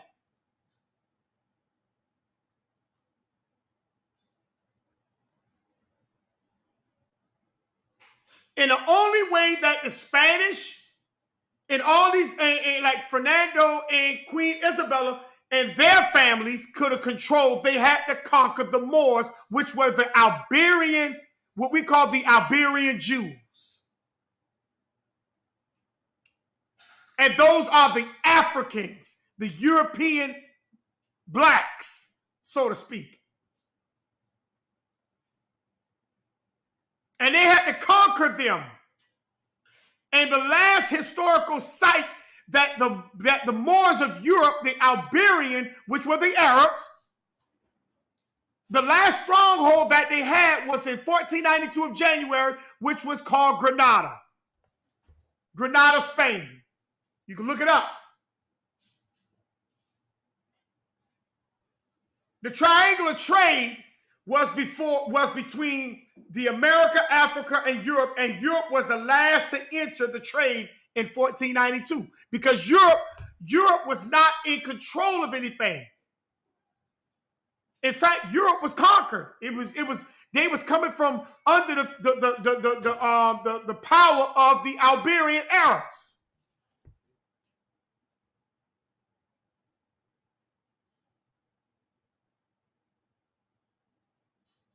In 1492. This guy right here is very, very important. Tariq.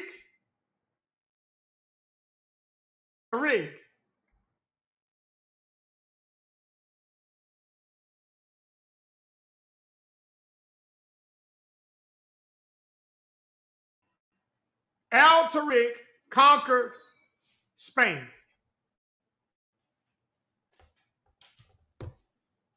I want to put a picture up here for him.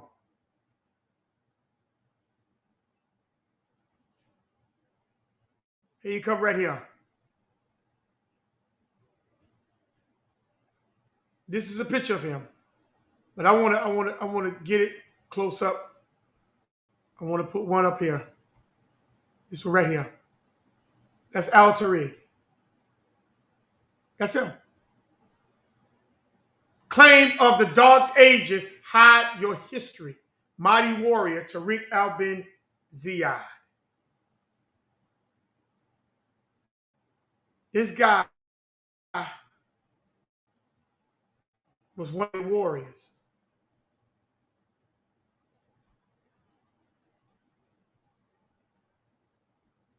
He conquered Spain.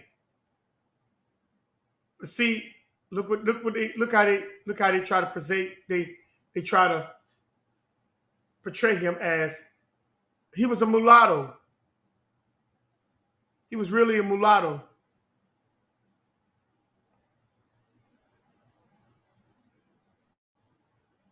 See, in the colonial era, the various colonies played different roles in what was produced or trade. But I want to kind of go back to this guy.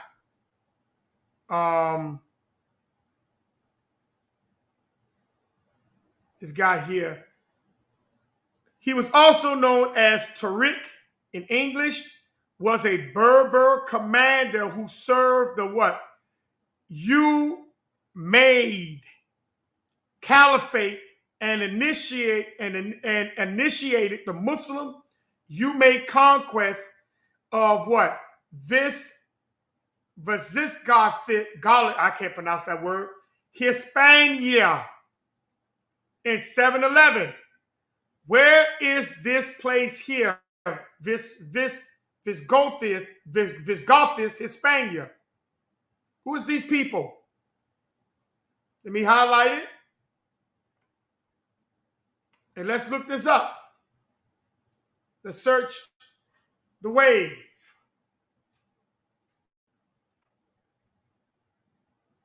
And this is what it says here.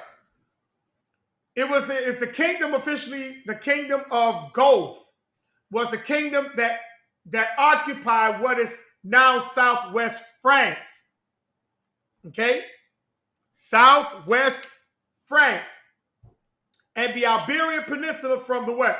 5th and the 8th century. Okay? So we're talking about southwest France. This guy had conquered. That was a more stronghold. See, a lot of us don't get into this type of history. We just allow people to just tell us what they believe. And we just allow people to just regurgitate information and then we run with it.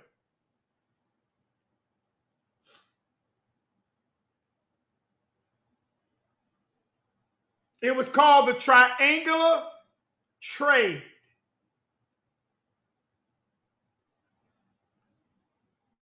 All right? Watch this. Christopher Columbus. I'm going to show you who he was.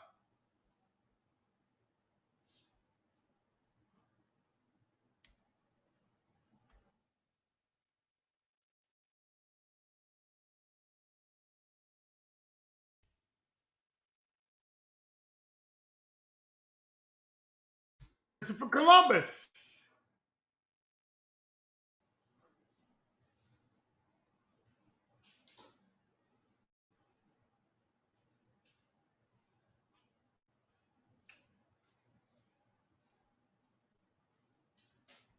Christopher Columbus, right here. If I pay attention to Christopher Columbus' name,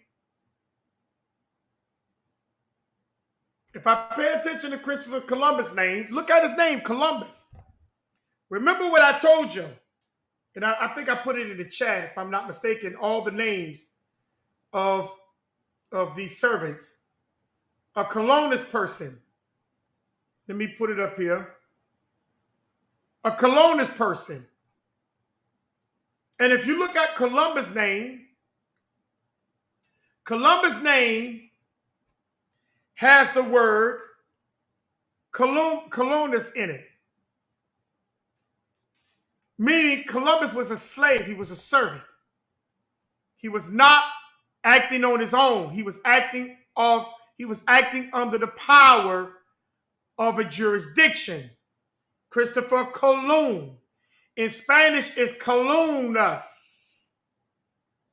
See, columnas.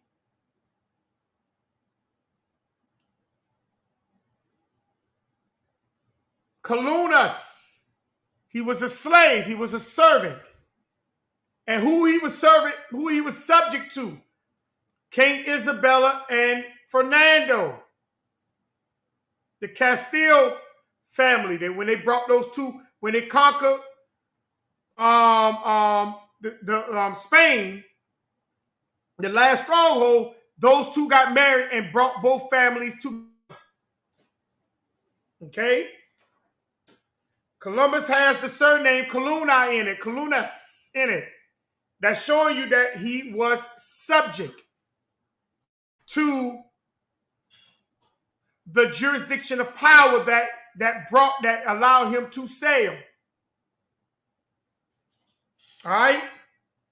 When Columbus came to Antilles, what we call the Bahamas or Hades, when he came, he called the people Uma Hayente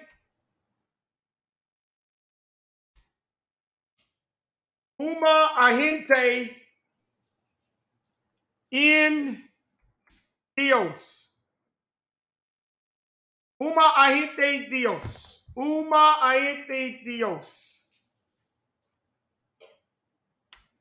Which means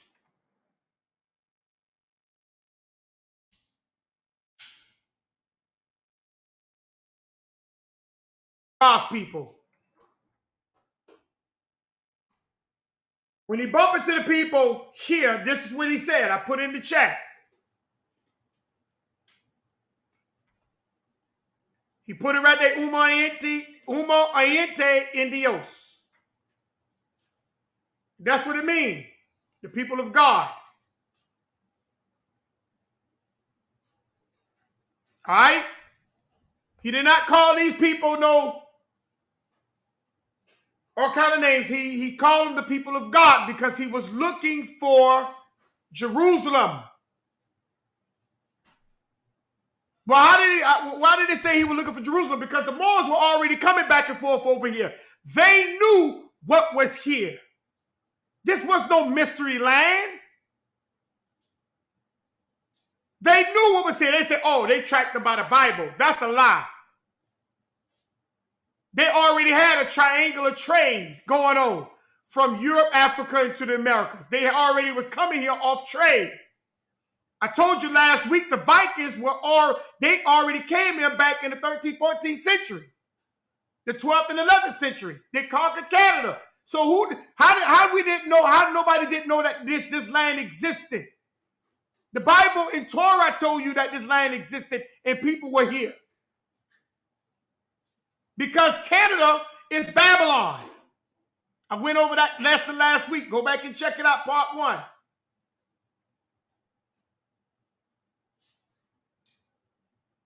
They knew this land was here. And they knew who the people in certain areas were.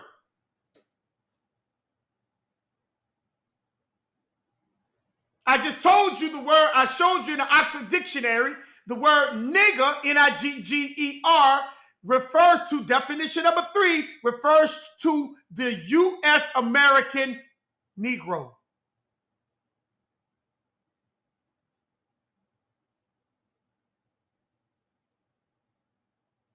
But a lot of you won't believe that. Because you'll still think you're a slave.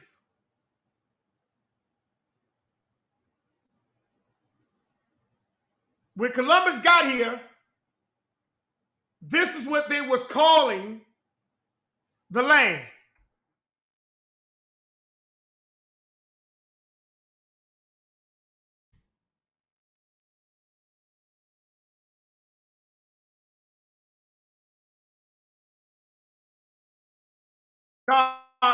Gahenia. This is what they call the land. Gahenia.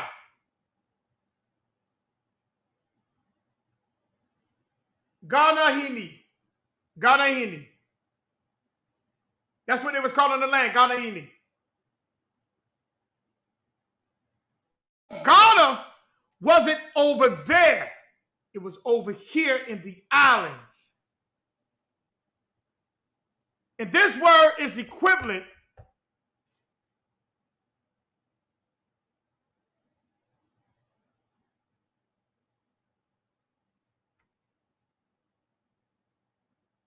to the word Ghana,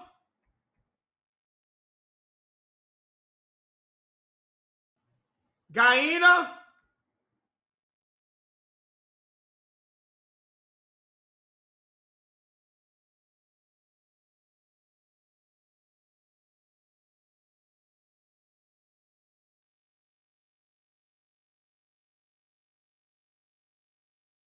and to Guinea.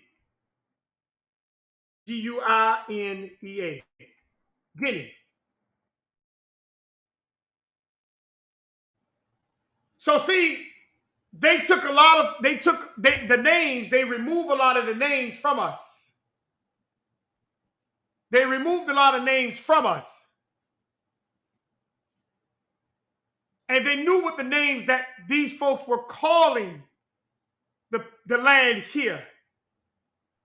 And they removed those names and began to give it their names. The Bahamas is equivalent to this name that I'm showing you on screen right now.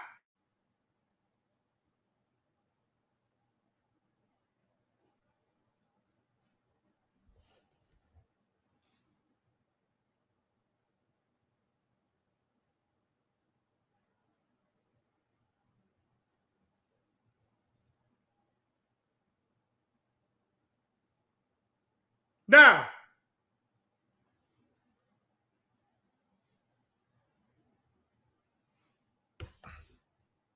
let me go to something else.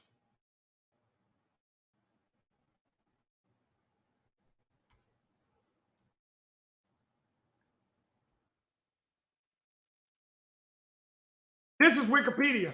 Now, I know a lot of people talk about, oh, I don't deal with Wikipedia. Well, I'm going to deal with Wikipedia today.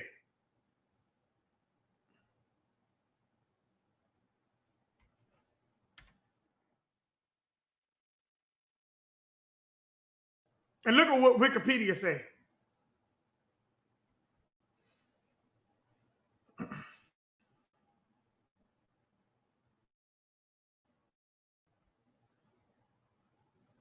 Look at what Wikipedia say.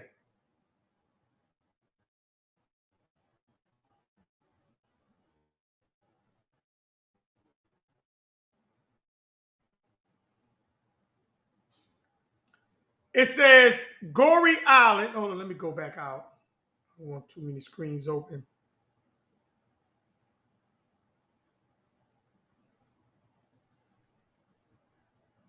I want to close this one. All right, here we go.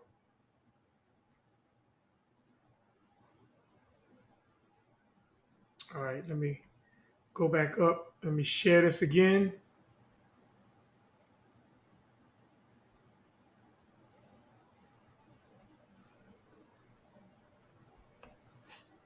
All right, watch this. Goree Island. Look at the first paragraph.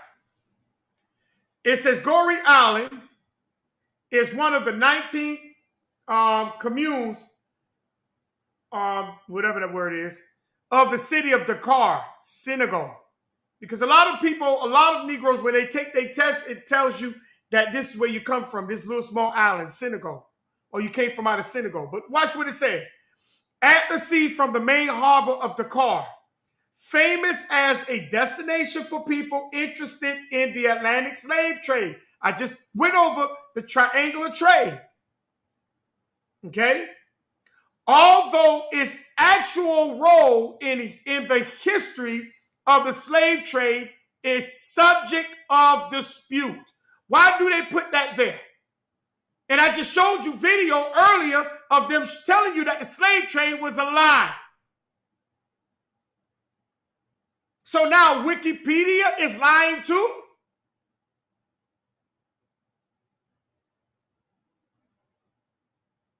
It's subject to dispute because the Goree Island was not what they told you it was. They're making money from you. It's a key historic fact that when you go there, you're gonna pay $145 per head. Let's keep reading down on Wiki. Let's keep reading. Oh. Let's keep reading. Let's go to the history. It says Goree Island is a small island, 900 meters in length and 350 meters in width, sheltered by the Cape Verde Peninsula, now part of the what? Of Dakar.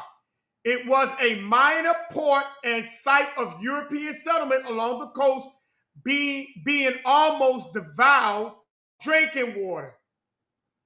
The island was not settled before the arrival of Europeans. So in other words, that island was vanquished. Nobody was there until the Europeans got there. And it says the Portuguese were the first to establish a presence on Goree, the Portuguese, where they built a small stone chapel and used the land as a cemetery. Hold on, stop. This was 1450. So if the Portuguese got there first and used it for a small chapel in a cemetery, where the slaves at? Where the slaves at, family? You say, well, hold on. That's the 1450s. Let's keep reading. Goree is known as the location of the House of Slaves. French, built by the Afro-French Metis family, about 1780 to 1784. So this house was built in 1780 to 1784 by the Metis. Who is the Metis? That's the Afro-French. What is the Afro-French is? Let's look up the word Metis. M-E-T-I-S. I went over this last week, but I'm going to go over it again. Let's look up Metis.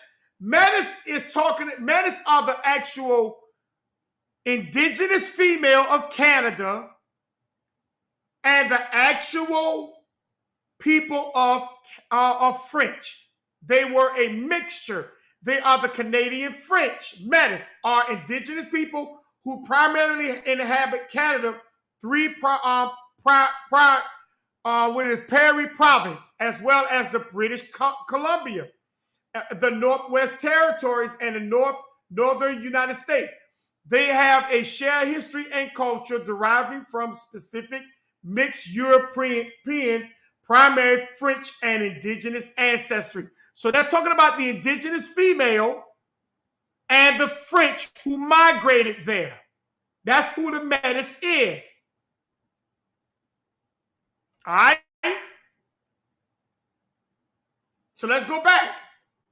So this house was not built until 1780 to 1784. I thought slavery was going through there in the 15 and the 1600s. But if this island, if the house, notice it says the house was not built. The House of Slaves is one of the oldest houses on the island. It is now used as a tourist destination to show the horrors of the slave trade throughout the Atlantic world. See, remember I told you, the Asians on last week, I told you the Asians got the hair, the nails, and the eyelashes, the fake eyelashes, the fake nails, and the fake hair sold up. So you can't go buy hair, nails, and eyelashes from nobody except the Asians. The Arabs sell you school clothes and all that other stuff. The Nigerians, they sell you fake clothes and fake watches and all that other stuff. So the other Africans say, well, we got to get into the money business too to get it from the Negro. So we're going to sell them trauma. And I just showed you that it's the destination of horror. That's trauma to the Negro. Their job is not to show you. It's to traumatize you. That's why I say the Negro love trauma. After the decline of the slave trade from Senegal in the 1770s to 1780, where was them slaves going at? Leaving from Senegal to America? We're going to talk about that.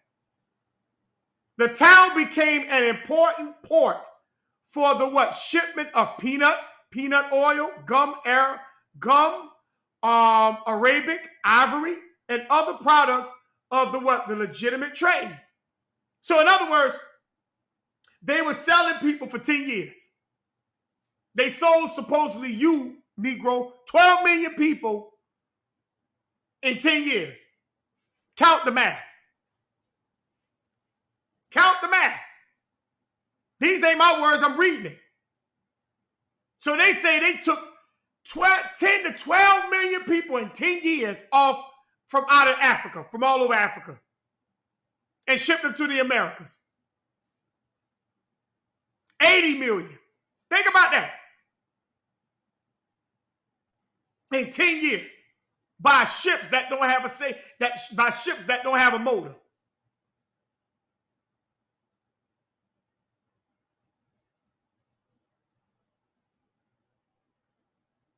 It was probably in relations to the trade that the so-called Masons d'Esclaves was built. I just told you who the Esclaves was. That was the white folks, the Slavs. As discussed by the historian Anna Lucas Rujo, who is Anna Rukas? That's the lady who lived in the house on the Senegal Island. The building started gaining reputation as a slave depot, mainly because of the work of its curator, Babakar Joseph Nadaya. That again, because maybe that flew over some of y'all head. The building started gaining reputation as a slave depot. That means it was not a slave depot at the first, family. They've been lying to you about the Senegal Island because of the work of his curator, Babakar Joseph Nadaya, who was able to move the audience who visited the house with his performance. So it's a game to these people to gain money from you. But the Negro haven't figured that out yet. The Negro haven't figured that out yet.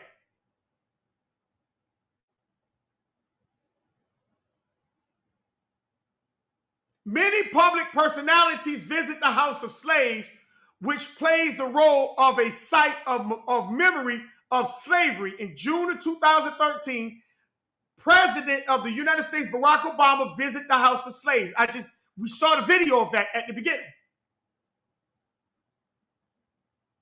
But if you see what I just read, where it says the building started gaining reputation as a slave depot, mainly because of the work of its curator, Babakar Joseph Nadaya.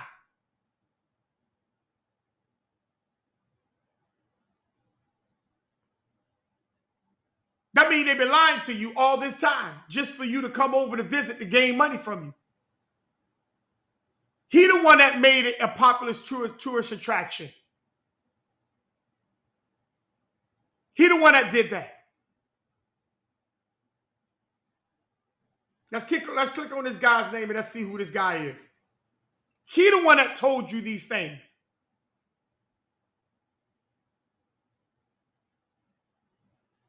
But we don't get it.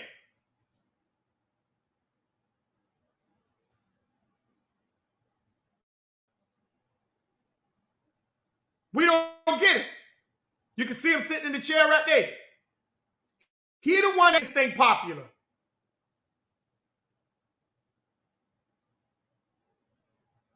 He the one that made this Senegal Island popular. That means it was not popular by itself. He made it popular.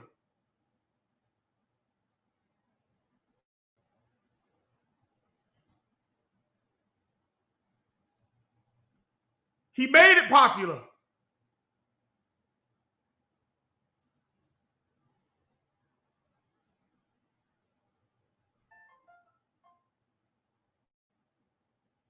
He made it popular.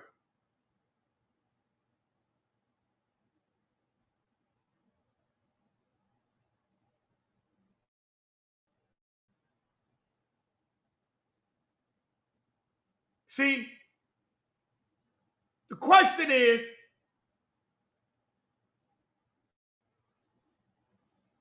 why we act like this is new, family?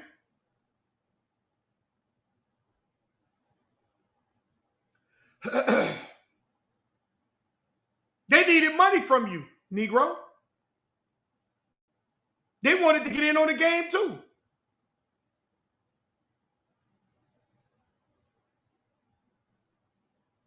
They needed the game, fam. Because they knew the Negro was mixed up.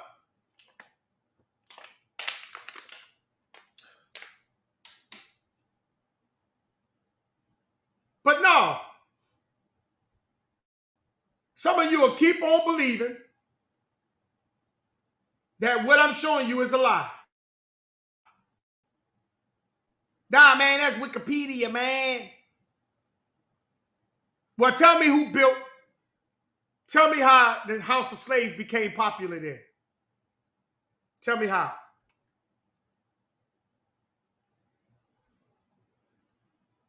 I want you to show me how it became popular.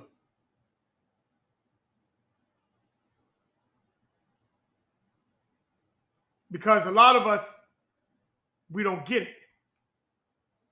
These people put the truth right in front of your face, and we are still letting it fly over our heads. I just wanted to show you who this guy was. Let me show you who she is. Anna, who the house was built for. She's a mixed French Canadian.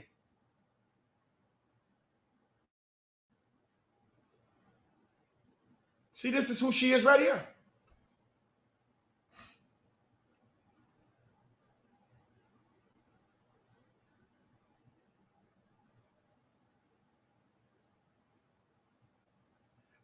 See, a lot of us don't believe this. These people put this stuff right in front of your face.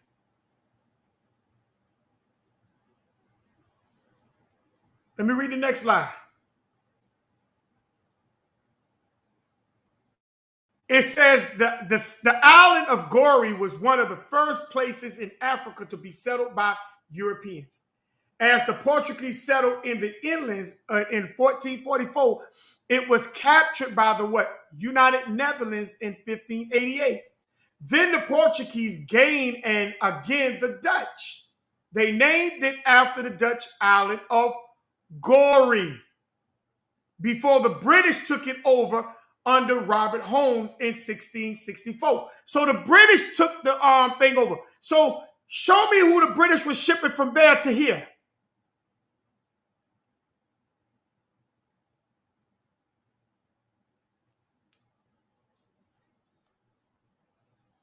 Because the British and the French was fighting against each other.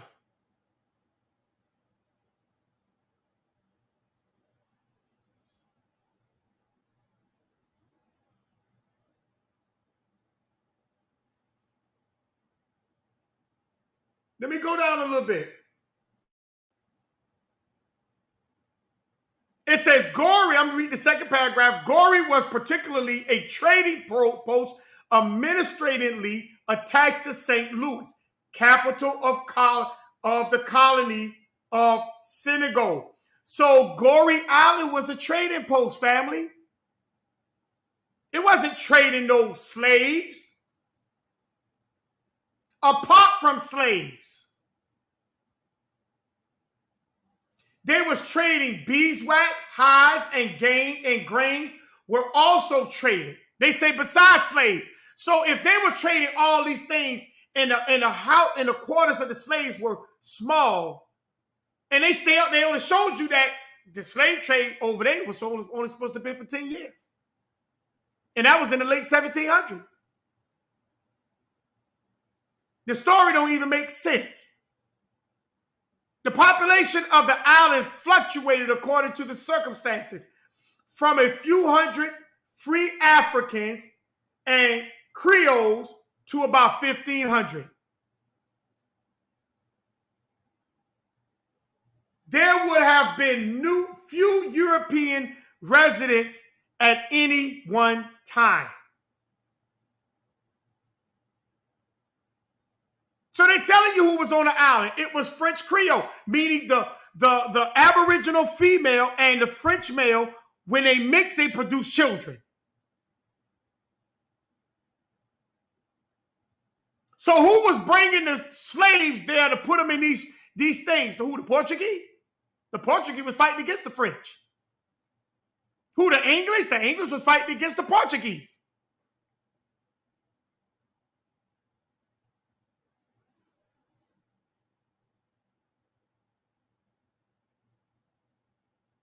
Because it wasn't until later on that these groups made a pact when they conquered Amahuka, which is called America.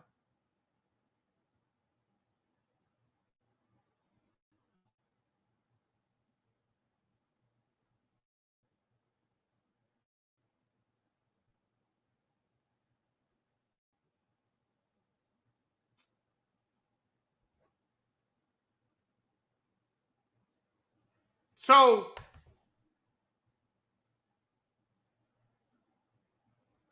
when we talk about Goree in the slave trade, none of this stuff adds up. I'm not going to go too much further. I just showed you that the slave trade was the triangular trade.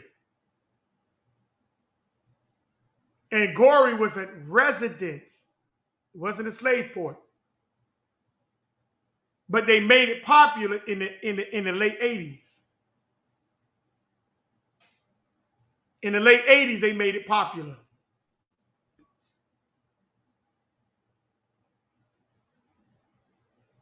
They made it popular in the late 80s. So to make sure when y'all come in, press the like button, man. Press the like button. Get them likes up. If I have like 4 people, I should have 4 likes. If I have 10 people, I should have 10 likes.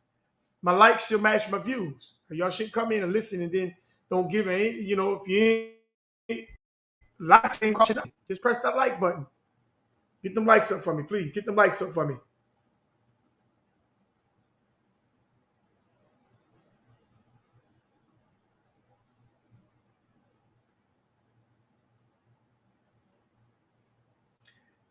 Watch this.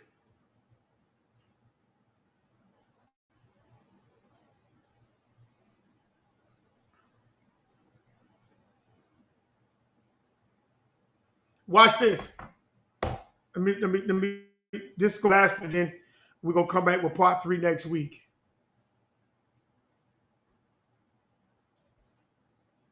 Watch this.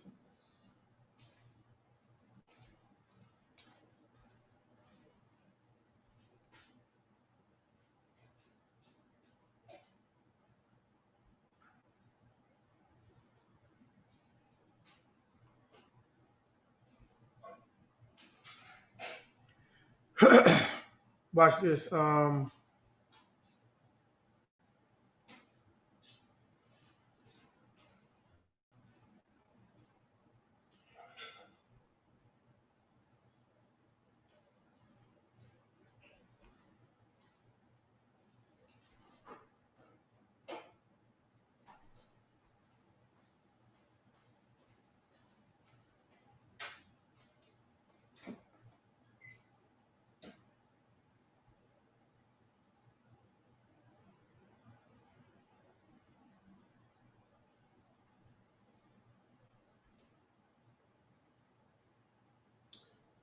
All right. Let me see if I can do it.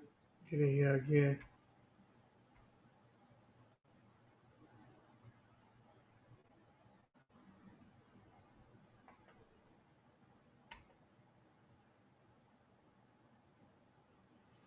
I want everybody to see this. This is gonna be a banger.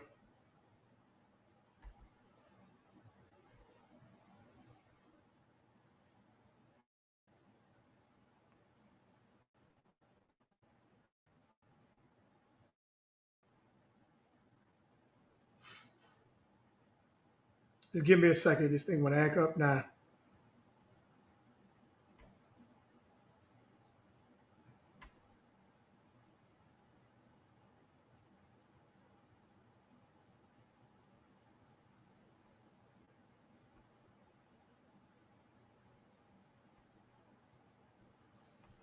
All right.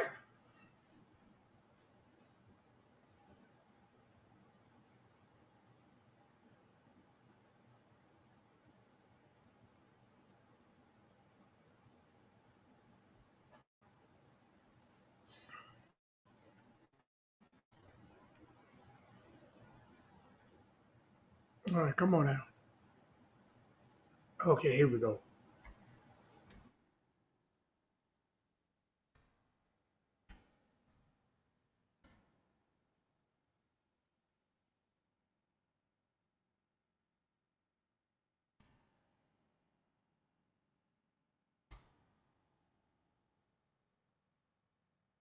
Here we go.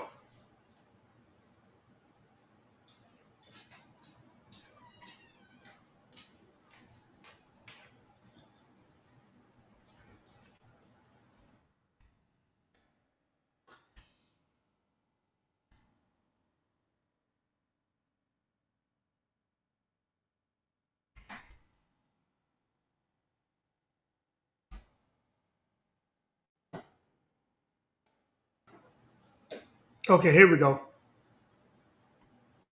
I want everybody to pay attention to this.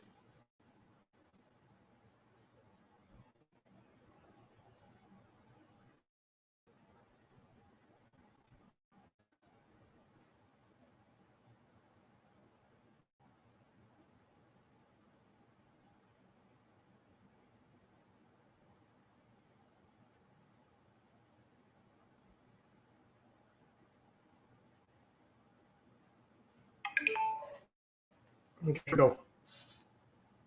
All right, let me share it.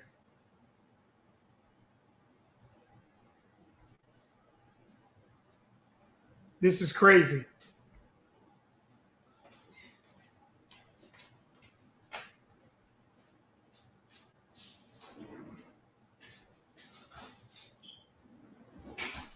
All right.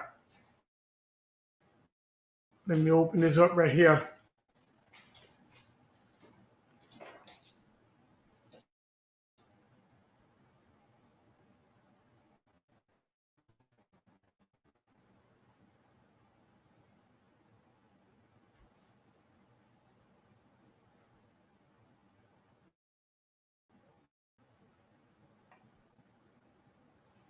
You see right now.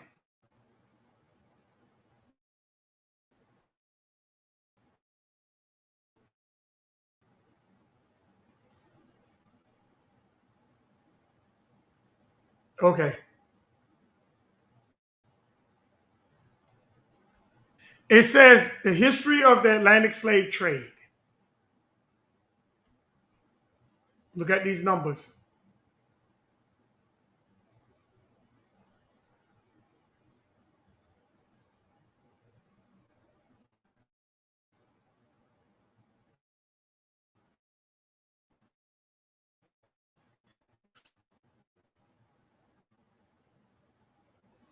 It says the island, which is considered as a memorial to the African diaspora, had over 20 million African slaves passing through it between the mid 15 and the mid 1800s. How much? Now that's a lie.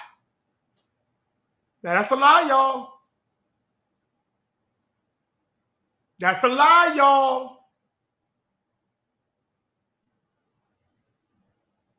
I just showed y'all when the first people came on the island, it was the Portuguese, and they only built it for a what? A synagogue, a church, and a cemetery.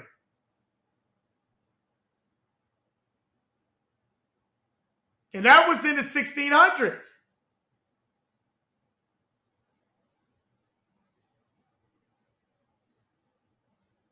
And then a house were built for Miss Anna in the 1700s.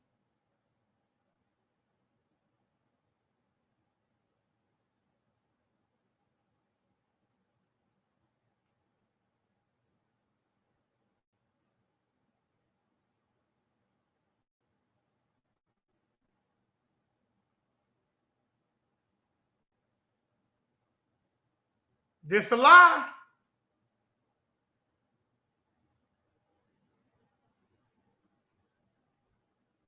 They say the slave trade started in Senegal off the Goree Island in the 1500s. Let me go back again. Let me do this again for you, family. Let me do this one time for you before I close out.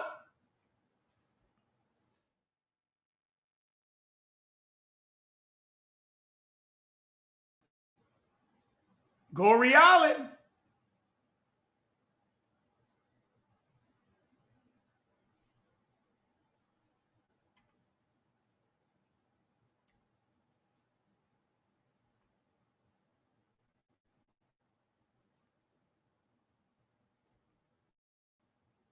Goree Island.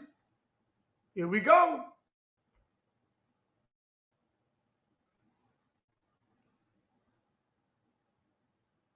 Soon as it come up. Here we go. That's why the first paragraph says, although its actual role in the history of the slave trade is the subject of dispute. Let's go down to the history of the Goree Island. Okay? It says the Portuguese was the first to establish its presence on Goree in 1450, where they built a small stone chapel and used the land as a cemetery. They didn't say nothing about slavery. Goree is known as the location of the house of slaves. See, so there was nothing on that island. They used it as a small stone chapel. They never said nothing about a slave quarters. Then it says built by the African French Metis family about 1780 to 1784. So how did you get 20 million slaves to go through this? How? Let's go back.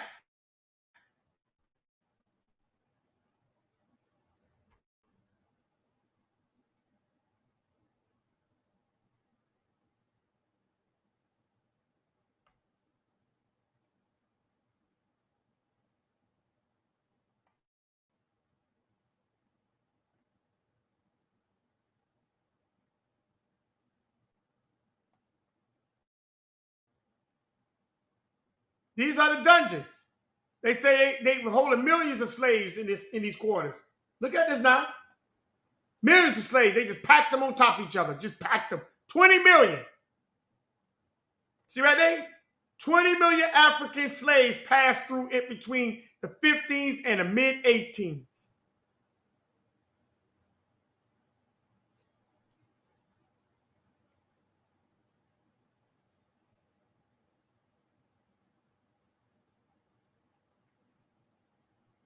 That's what they said. Millions of West Africans were taken against their will and were forcibly brought to the Goree Islands. They were then sold into slavery and were held in the holding warehouse on the islands until they were shipped across the Atlantic Ocean. This is what they tell you, family.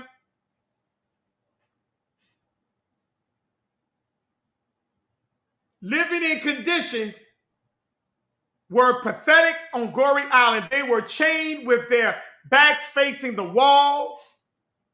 They were chained now in an 8 square foot cell with only a small slit of window facing outward. How do you get 20 million people to come through that?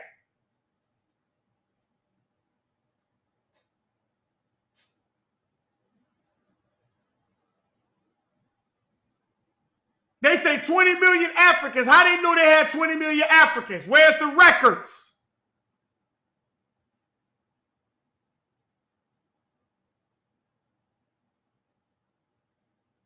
They're here to sell you trauma.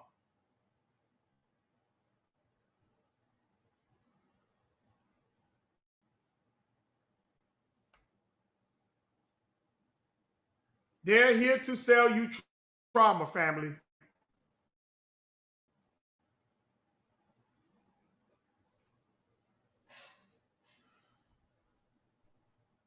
Anybody want to come up and come on before I close out? I'm gonna read this. It says you can hit the link in the chat, Brother Marcus. You can say you can say your piece. It says on the islands there were a small fort known as Slave House. This was in effect one of the slave warehouses through which Africans passed on their way to the Americas.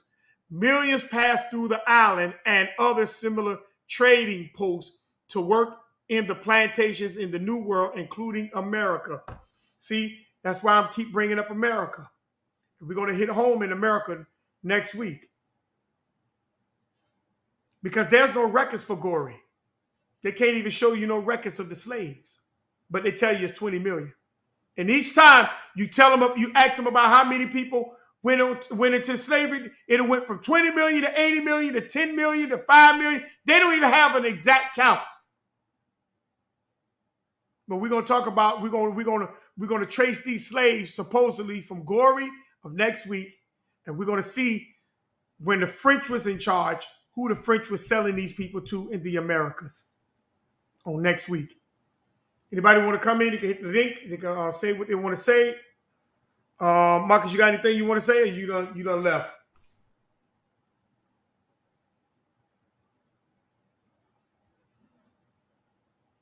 All right. I'm not going to hold the channel much longer. I just showed you. They lied. They don't have no records of these slaves. They don't have them. Goree was a resident. It's disputed in history. It's a legend. So may the Creator continue to bless, continue to move, guide, and protect, so as that we can continue to grow and manifest ourselves within the light that He has produced us to be in. And may we meet again on the next Shabbat in the Creator's will. Shalom.